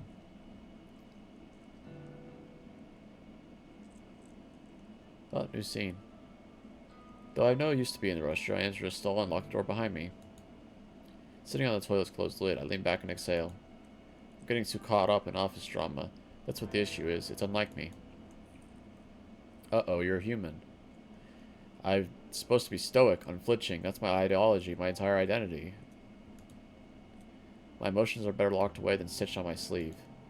I'm Corpse Girl, for crying out loud. My purpose is bigger than all this. I'm destined for great... Okay, you're not a superhero, dude. Your power doesn't even work. The day will come when people will fear my name, right? Well, they're not going to fear Noriko or whatever your name is. They're going to fear Corpse Girl website. I shake the doubts from my mind and pat my cheeks. I'm doing all this for the right reasons. What? What exactly are the right reasons of killing random strangers that other people vengefully type in their names to you? Like, how could this be justified? I'm curious to know that. I know I am. If I start doubting myself now, I'll never see my mission through. An unfamiliar jingle rings out through the restroom, echoing off the walls. It sounds like a phone alert, but where did it come from? It takes me a few seconds to realize I have my own phone in my hands, and it's vibrating incessantly. I must have grabbed it subconsciously from my desk when I stood up. The screen is lit up, and the message reads, "One new article matches your custom filter. D3D dead body lol. Dead body lol." Wait, what? The auto newsfeed I set up last night, it actually located something? I hurriedly unlocked my phone and opened a certain app. The same app I was trawling through last night, looking for obituaries. Obituaries. A little unread mail icon sits at the top of the screen, blinking and practically shouting for my attention. I hit the icon, read the information presented to me. Article posted today, 11:20 a.m. Keywords found: Mrs. Accident, numerical data range 30 to 50.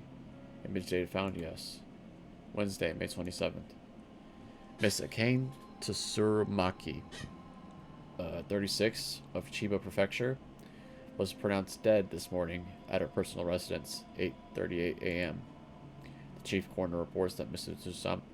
Tsuramaki was involved in an accident resulting in self-asphyxiation. Mrs. Tsuramaki is survived by her husband, Mr. Goro Tsuramaki, 42, and their daughter, Ms. Fu Tsuramaki, 1.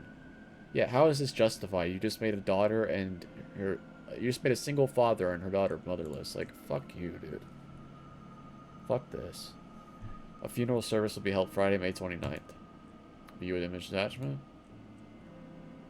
I hurriedly tapped the button and gasped at the image loads. Blah, blah, blah. It's her. It's the photo. It's unmistakably... Yep. Plain features, little makeup, no signs of personality. A cane to Tsuramaki, the latest victim to receive a photo of her own corpse. My breath stops all of a sudden. I'm grasping for air, my cheeks on fire, my fingers numb. I'm a little hot and bothered. I did it. My meticulously crafted photo caused this woman to end her own life. I'm so proud of you. An accident resulting in self-asphyxiation, meaning she has died by suicide, strangled herself, or held her head down in the bath. The news never reports anything as a suicide. It's such a taboo topic in this culture. Everything is always an accident. All this time I've been trying to compel somebody to kill themselves. My corpse photo is constantly becoming more and more elaborate, more and more convincing and realistic. And now somebody has died again because of me. Because of Corpse Girl. I was right all along. I do possess power. I have the power to end lives through my work, my art. I've known it all this time, and I've finally proven it. Rory Atana's death planted the seeds of belief in my mind. The belief that Corpse Girl is more than just a mortal being. And now, Akane Tsurumaki's demise has caused the seeds to bloom and blossom with pure certainty. Corpse Girl truly can end lives. It's a wonderful revelation, and it releases my turbulent mind. However, I can't get my fingers to scroll back up and reread the obituary. My hands aren't functioning. My legs dangle lifelessly from the toilet seat. My coffee from this morning is working its way back up my throat. I'm having a stroke. I feel the string of tears down my eyes. Sweat trickles on my forehead, dripping down my uncharacteristically blah blah blah thick makeup. All of a sudden I can't breathe, my lungs refuse to take any more oxygen. My vagina is getting wetter and wetter by the second. I panic and fall forward, miraculously slamming my hands onto the floor to prevent me from my head colliding with the floor. My nails scrape against the floor's enamel paint, peeling chunks of green from the surface as I slide down, down and down, until my head rests uncomfortably on the damp tiles. My eyes roll back and my tongue lolls at the side of my mouth, dangerously close to the tile floor, but completely out of sight and mind. I taste foundation and blush, a little bit of sweat, then nothing at all as the still air envelops my taste buds. My photo killed that woman. The woman killed herself because of my photo. My photo killed that woman. That woman killed herself because of my photo. My woman killed that photo of herself because the photo of the woman who killed herself is in the photo. My eyes begin to regain their focus, my stomach turns, heaves and shakes, and warm coffee spills up from my lips as I try to smile, but only manage to gurgle. The gritty paint underneath my fingernails has a rough texture, and I don't like it very much. I feel queasy and ecstatic at the same time. It's a horribly wonderful feeling that I could do without. So much for stoic, unflinching Noriko. Remember stoic, unflinching Noriko? This is her, writhing on the bathroom floor, her lungs working once more, and her breath ragged and gasping, sucking air like a mosquito sucks some blood. This is Noriko. Noriko with her grandiose fantasies of death and killing people without having to kill them at all, without having to leave their apartment because of the outside world is scary, and there are people out there probably trying to kill her. This is Noriko, me, the real me, acting like tough and fearless when I'm crying on the inside, always sad, always miserable, always lying on the bathroom floor with my fists clenched and my phone resting in the puddle of my life slowly spiraling out of control. This is me. I did this. I killed that woman. She had a husband and a daughter, and some random person requested that I killed her, so I did. She probably didn't have do anything wrong. She looked boring. She must have just rubbed somebody the wrong way. Maybe she didn't even know what she did. Just like I rubbed Tomo the wrong way, and I don't know what I did. But Tomo slapped me twice hard, and it hurt. And it must have hurt that woman, too, when she strangled herself and killed herself. I killed her. I directly killed her with my indirect actions. She's dead now, and I'm alive. I'm still here, lying on the bathroom floor of the 14th story of Shinju's Tomenchu's office building, and I have to paint underneath my fingernails. And Aoi is going to start working here Monday. But I did it. I killed her, finally. After countless months of pretense, false starts, of failures and disappointments, I killed somebody again. Corpse Girl strikes for the second time. And above all else, above this grime and muck and the floor and the tingling underneath my fingernails, above all else, that feels good. This feels so, so good. Blood has returned to my legs. The pins and needles have faded. My toes quiver beneath my stockings and shoes. An electric charge pulses down my thighs and dissipates throughout my feet. I manage to plant my two hands firmly on the tiles and push myself up into wobbly knees. I suck in air and breathe of the back end almost at once. I feel dizzy and bizarre, and warmth is welling up inside my stomach and chest. This whole scene here is really, really cool, and all this dialogue is really, really cool. It's really, really creepy, but in a good way. I like how she's just blankly staring with her mouth open at her hand. I don't see a phone, so I guess it's just her hand. Really, really creepy. I like it. I managed to steady myself enough to sit back on the top of the toilet seat. With my feet planted firmly on the ground and my hands resting on my lap, I try to regain a sense of self. I might have lost my composure a little bit upon reading the news, but who could blame me? Everything I've worked for over the last year is finally starting to pay off. My second victim is dead. With this, Corpse Girl popularity is sure to rise. More and more people will issue requests through my website. More and more people will receive corpse photos, and more people will... She killed herself. She killed herself. Oh, how I wish I could see the real body. If I could see her mangled corpse stretched in the sweat, finally at peace. I notice my phone is wedged between my wet fingers. I must have subconsciously scooped it up from the pool of muck on the floor. I try to ignore the sticky texture clinging to the screen. My fingers are no longer numb. I scroll up and reread the obituary article. Misakane Tsumaraki, 36, of Chiba Prefecture, was pronounced dead this morning. Dead. Pronounced dead. My breathing staggered once again. My jaw gently lowers. Involved in an accident. Hot steam clouds my face, resulting in self-asphyxiation. I salivate unconsciously, a trickle of moisture creeping down my chin and dropping on my lap. My cheeks are flushed, my vision slightly blurred. She killed herself. Because of me. She killed. I let out a gasp, my hips rise against my will. My toes curl, my legs stiffen, my skin tingles. I lean back against the cistern, the cold porcelain penetrating the thick fabric of my clothes and chilling down my burning hot skin. My eyelids flutter as my mind hazes over. I can't control my body any longer. All the anticipation of the last few days, the tension building up on my muscles.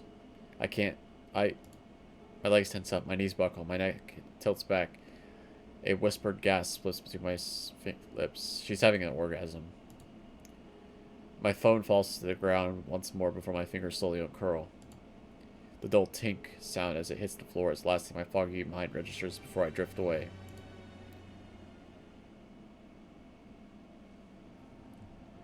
You look like horse shit. That was really cool. I like that whole sequence. I like that a lot, actually. Suppose brazen drawl snaps me out of my dead eye stare. Looks like you've been sleeping in the sewer. It suits you. Alright, bitch, you here to apologize? I don't know what she's talking about. I can't really focus on what she's saying. I realize I've been staring at my computer screen for about 20 minutes, rarely blinking.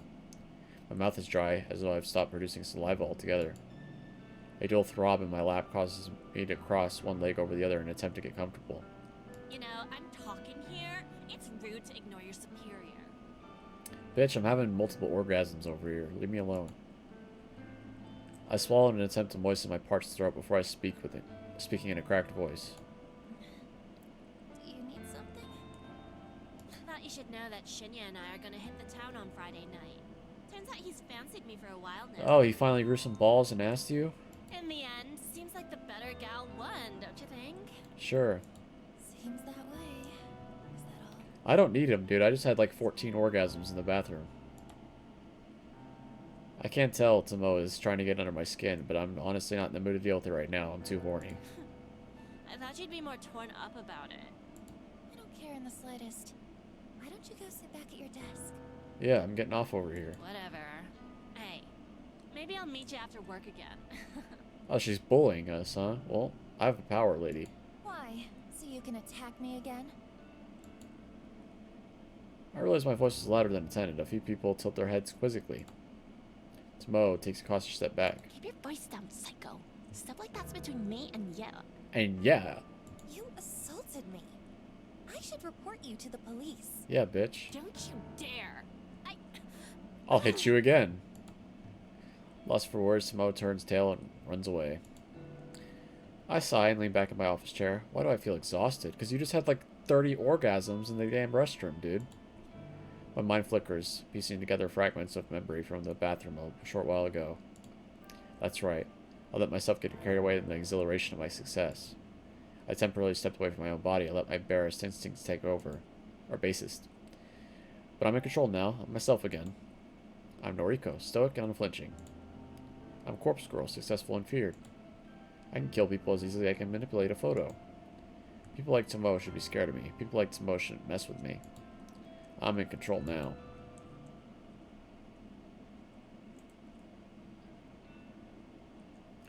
Climbing the steps to my apartment is always such a chore.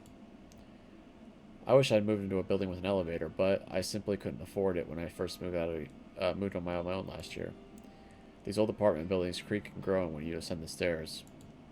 On top of that, you can hear the bustling of other people within their tiny homes as you progress up each floor.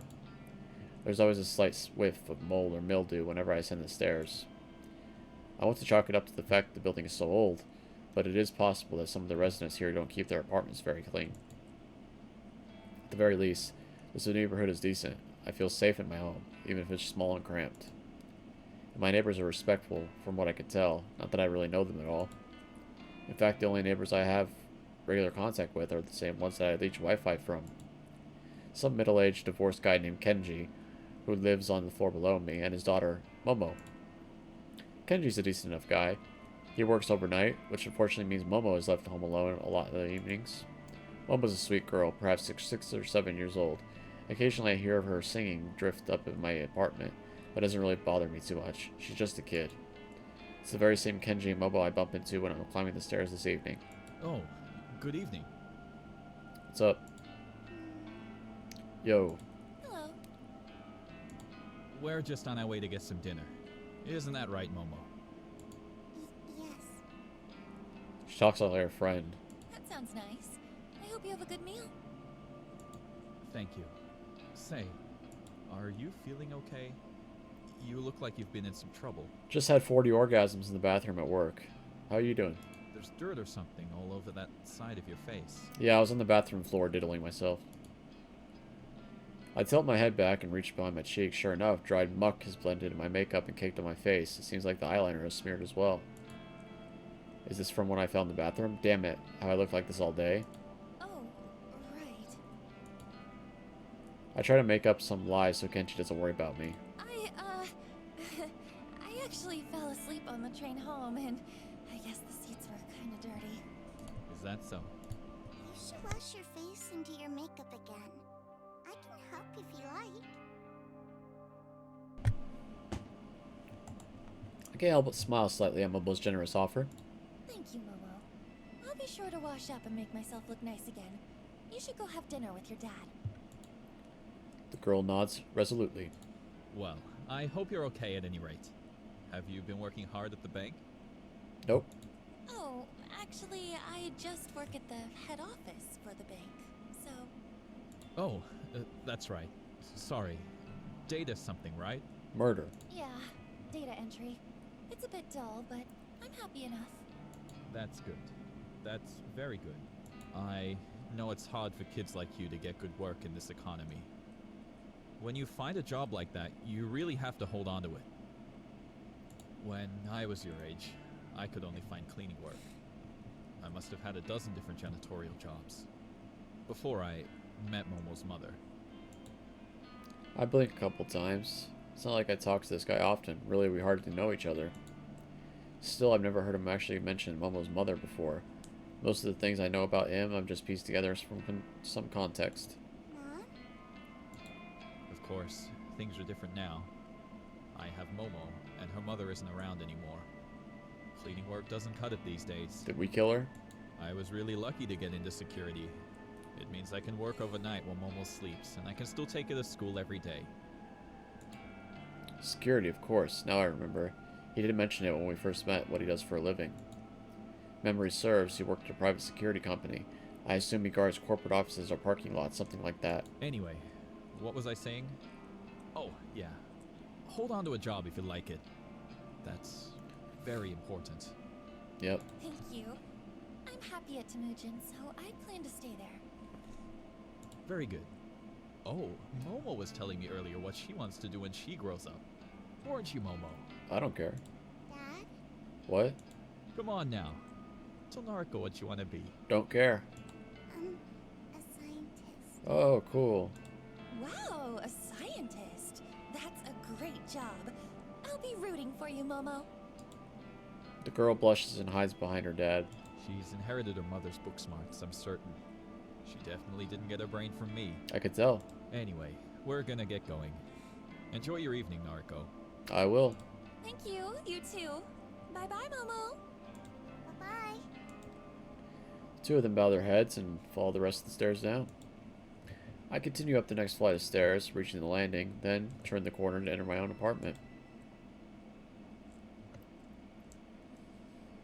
The place is dark, because I always make sure to cut the lights before I leave. Can't afford to leave any electricity running. My rent chews through most of the salary as it is. I flick the lights on and feel a relief as my living room illuminates. My faithful couch and TV emerge from the shadows and I immediately feel at home. After throwing my keys and bag on the coffee table, I slump down on the couch. What a day. I have an overwhelming urge to pull up my laptop and check the website for new requests, but my body needs to come first. I'm desperate for a hot shower. I'll need to clean my face, scrape the paint from underneath my nails, and I'll definitely have to slip a fresh set of underwear. Whatever happened in that bathroom today took a toll on my body, and yeah, 55 orgasms will do that. While the night is young, I can relax later. For now, it's time to start scrubbing.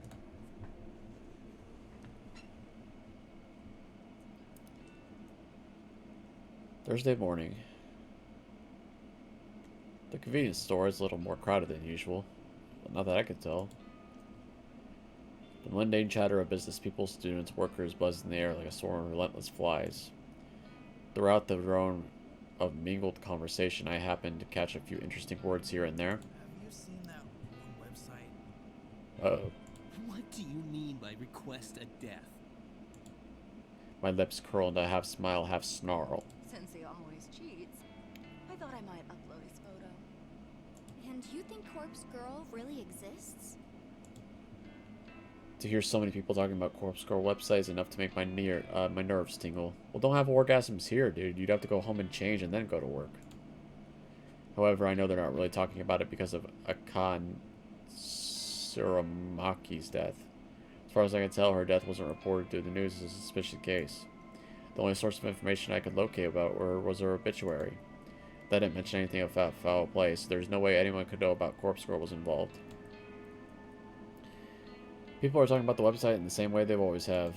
Like it's just an interesting topic of conversation and an icebreaker. One of those things you tell your friends to entertain them.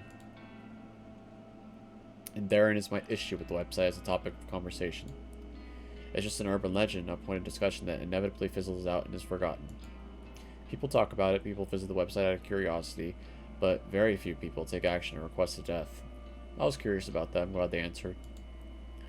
That's the part that annoys me.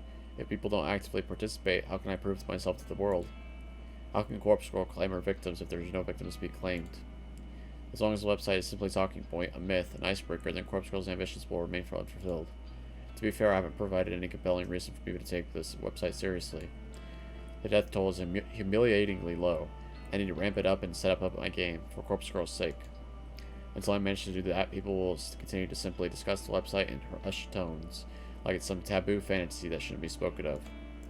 But with some time and some more victims, soon everyone will know the fear of Corpse Girl.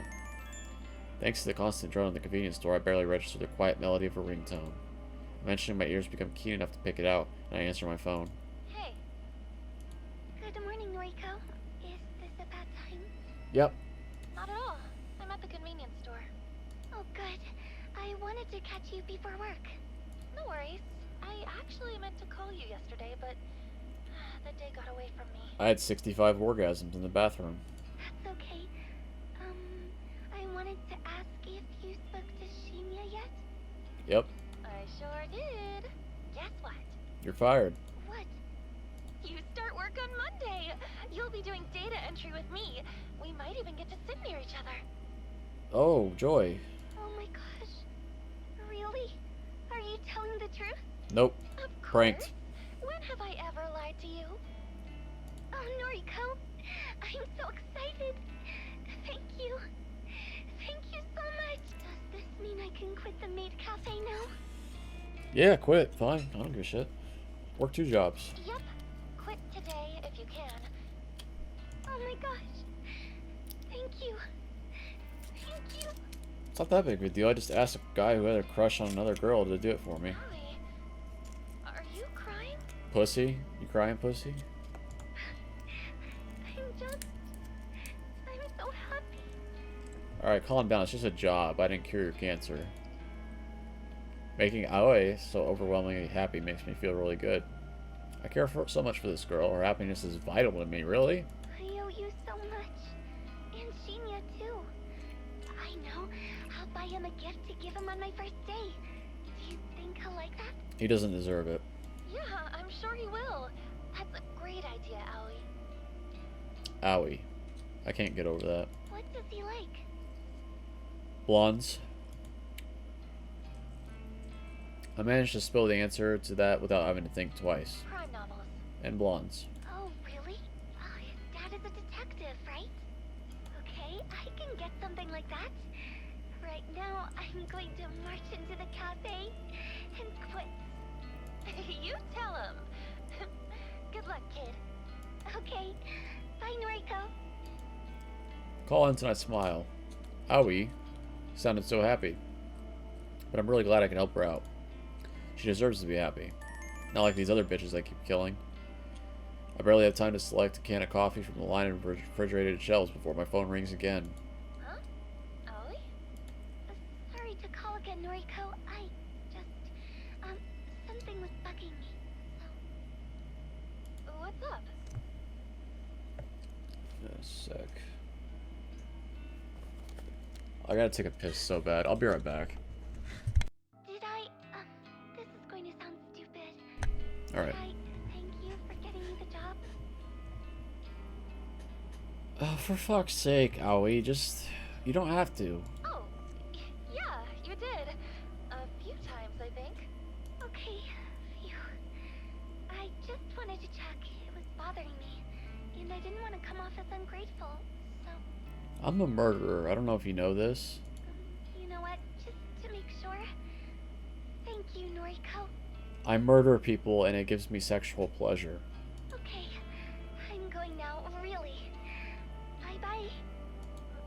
Bye, Aoi.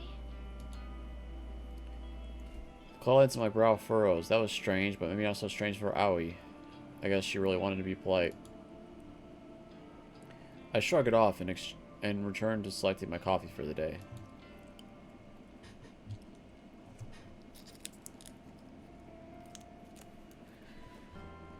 The office atmosphere is unusually somber when I exit the elevator. There are fewer people around than usual. Some executives I rarely see on this level are hovering around in one of the glass screen cubicles on the other side of the floor yet. People trying to avoid the bosses, I get it.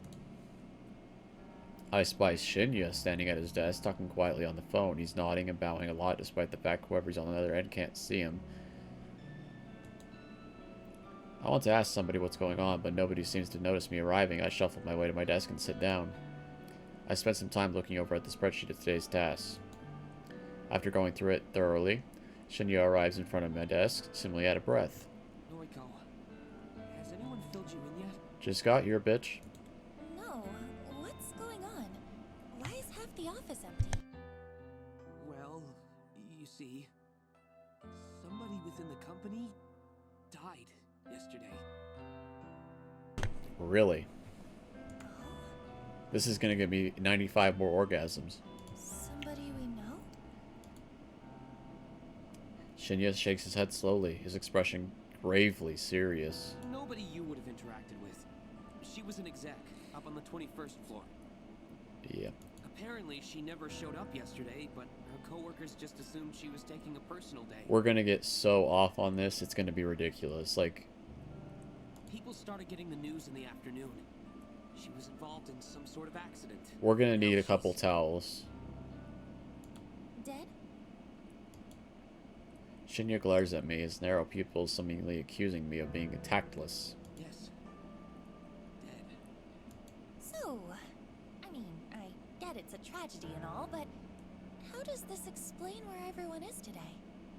You should have received an email sent out by HR this morning.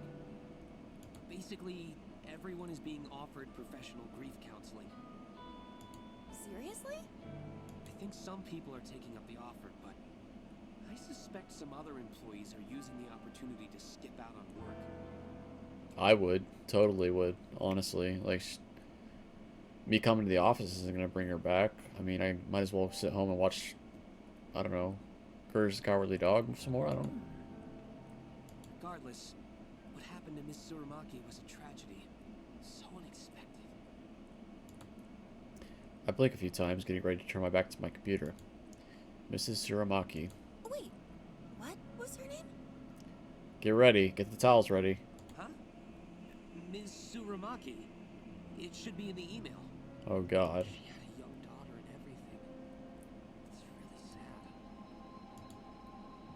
sad. Akane Tsurumaki. Though I never met her before, her face appears in my mind with startling clarity. My legs begin to shiver. Self-asphyxiation, an accident. She worked here? I could scarcely believe it. It's true that this is a massive company with tens of thousands of employees Japan-wide, but still, for her to work in the very same building as me? It's erotic. It's too coincidental, it doesn't feel right. Would I have gone through with killing her if I knew she was worked in the building? This scenario creates more questions than answers. The person that requested her death, did they also work here? It would have to be somebody who knew her well enough to want her dead. Odds are high that they worked here too. You okay? Oh yeah. I realize I've been spacing out, and I turn back to Shinya.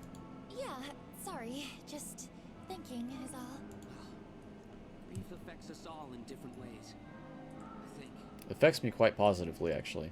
The details for the counseling sessions are in the email. Be sure to take up the company's offer if you think it'll help. I'd take it immediately. As for me, I'd go home right now. I think I'll be okay. Some quiet reflection on the matter should help clear my head. Of what? You didn't even know her. Sure, okay. Plus, I have a date with Tomoe to look forward to. It's important to look ahead in times like these, isn't it? I think I read that somewhere. Lovely. Ugh, yeah, that's what they say. Very well then. Do your best today, okay? Right. Shinya takes his leave, and I let my shoulders slump. I killed someone from my office building, but I didn't know that at the time. Could my involvement be traced? No, I was careful to cover my tracks. I deleted the photos from my computer, discarded the burner's phone SIM card, and trashed the phone itself. There's no way anyone will find out that I was involved. Besides, I don't even know if the authorities are treating the case like as a murder. As far as the general information goes, it would seem like somebody is truly being treated as an accident. I'm in the clear, I know I am. However, I would like to uncover the identity of the person who requested Tsurumaki's death. The thought of that could be someone I work with makes me way too curious.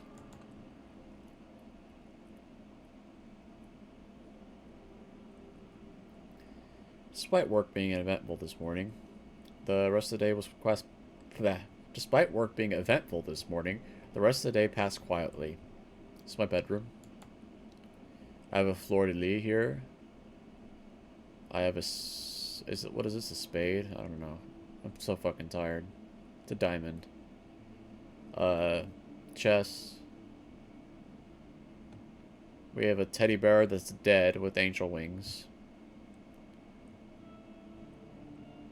And yeah, I can't believe I called this a spade. I'm such an idiot. Not that I actually would report. Oh, what? I didn't read that. Even Tomo kept her distance from me. I wonder if I scared her off when I casually mentioned reporting to the police. Not that I would actually report her. That would leave the police and getting mixed up in my life. And I can't really have that considering my moonlighting occupation. Especially now that I know I have a connection to Tsurumaki. I brush my hair in front of the mirror in my bedroom. I remove my makeup and reveal the ever so faint bruise on my cheek, the fading token of my fight with Tomo. Since tonight is rather cold, I decided to snuggle up under the covers with my laptop. That's so awesome. I love cold weather. My dream is that apartment I talked about, it's going to be somewhere really fucking cold like Austria or somewhere up north. My entire life I've lived in places that are always hot. It's always hot all the time. December is always hot. It's like in the 70s. It never snows. It never rains except severe weather. It does a lot of severe weather here. But it's never like just a nice little drizzle of rain. It never snows. It's never cold. It's always ridiculously hot. Just like it is this summer. Anyway, I really like it cold, which is why my AC is going in the background. You guys probably hear it, but I don't care enough to turn it off. Because if I do turn it off, I'll be rather uncomfortable. And I don't want to be uncomfortable while recording. And that's what I think. I crawl into bed and put the plush blankets over myself. The warmth and softness is immediately comforting, and I have to fight the urge not to fall asleep here and now. To keep myself awake, I check the requests on my website. I am pleasantly surprised to find out there are 2 new requests. 2 in one day. My heart begins to race, and I quickly open the messages. The first message reads, request details. Today, 11:14 a.m. local time. Victim's phone. Image attachment not found.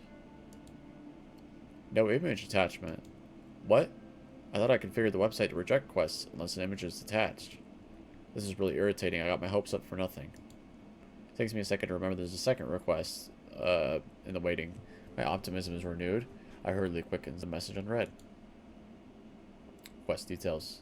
Today, 5:06 local time. Victim's phone. Downloading image attachment? Yes, this request has been submitted correctly. The image is loading before my eyes. The new victim is male, early 20s. He's fit and athletic looking. His clothing is casual, so it's possible to infer what kind of work he does. The photo of him is pretty simple. I don't know if he uses it for a noise profile, or if it's an ID photo of some sort. Either way, he looks like a happy person. I'm not so naive that I pretend I can't guess the reason this guy is wanted dead. Perhaps an ex has submitted his details after a bad breakup, or a jealous sibling wants him out of the picture. People's motivations are purely selfish. Requesting the death of somebody is guaranteed to be motivated by self-interest. So why did somebody want Tsurumaki dead? She was plain-looking, so uninteresting. She didn't look like she was capable of even thinking about wronging anybody. Did somebody want revenge on her, or did somebody simply find her so dull that the thought of removing her from the planet seemed appealing? Wow. I interrupted my own thoughts and returned to the task at hand. Dwelling on the past victim won't do me any good if I want to continue my retreat. Streak of success. This new guy's attractive. It's almost a shame to have to chop him up. Well, we get what this is coming to us. No sense in trying to avoid this scarring a pretty face. Beauty is superficial anyway. I know that as well as anyone. Yeah, okay. No one deserves to be spared just because they're good looking. You'd be surprised. Beautiful people should suffer just as much as anyone else. Beautiful people do suffer as much as anyone. I don't believe that at all. Not even a little bit. If you're born beautiful, you have a natural advantage in this world, and that's just a fact of life. Take Aoi, for example. She's gorgeous, absolutely stunning, and definitely my type. But she suffers endlessly at the hands of cruel stalkers and patrons. Everybody suffers, beautiful or not. We all cop the crap we're dealt. So why fuss over a beautiful corpse? This guy, or even Tomo, on a good day. Beautiful people die the same way as an average person. The guy on my computer screen probably doesn't really deserve to die. I'm not sure there's a... but I'm sure there's some petty reason his death has been requested. But I take all requests seriously. I won't turn a single one down. Corpse Girl's convictions will pave the way to her fame. With a smirk and lick on my lips, I get to work. I've got a nice, clear photo here, so I can go all out on the request. I hit up the DD, the database for the deceased, and I spend some time selecting a suitable base image. I hesitate between choosing an image of a corpse with a knife in its throat, or the body soaking in bloody bathtub with its wrist slit. Either image would do just fine, but I really want something special for this latest victim. After all, I have to top my last request, right? Another 5 or 10 minutes pass until I gasp at the coming across the perfect photo. Thanks to my clever use of tags and filters on DD, this image matches my victim's description perfectly. 20 to 30 years old, athletic build, male. The corpse's legs are severed below the knees. Bloody stumps leak their vital fluids on high. The body is hanging from a set of power lines on some suburban street. Wow. It's perfect, beautiful even.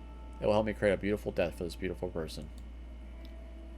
I kind of have to question the story behind the photo. I wonder if the police ever investigate and discover what happened to this sucker. Well, regardless, this will serve my purpose. I download the highest resolution copy available here and save it to my hard drive. My fingers trace along the computer's trackpad, practice movements, clicking, tapping, dragging at random intervals. The night carries on. Alright, we're going to be done here soon, because I've been going for 2 hours and I'm fucking tired. Might just call it here. Alright, let me save here. Save under 5 and 6. Let's just do 5 and 6. Alright. Title. Yep. Alright, that was Corpse Girl. Getting pretty interesting. I'm kind of surprised that we already know like all the details of how the site is run and who this girl is and her motivations. Well, we don't know her motivations. We actually don't know her justification for doing all of this. Besides that, it gets her off, apparently. But I'm interested to learn more. I don't have many thoughts. My eyes are drooping. I'm tired as hell. I'm slurring my words. But we're getting ever closer to the end here. I really enjoyed this scene of her on the bathroom floor and like all that text about what she was feeling. That was really, really, really, really cool. I really enjoyed reading that. That was awesome. But anyway. Oh, and I wonder about this. Was this a hallucination? It must have been. She obviously doesn't... She didn't do this part. She hasn't mentioned it. So... Anyway, that's all I got. I'm exhausted. I'm gonna go to bed. Good night, guys. And have a good one.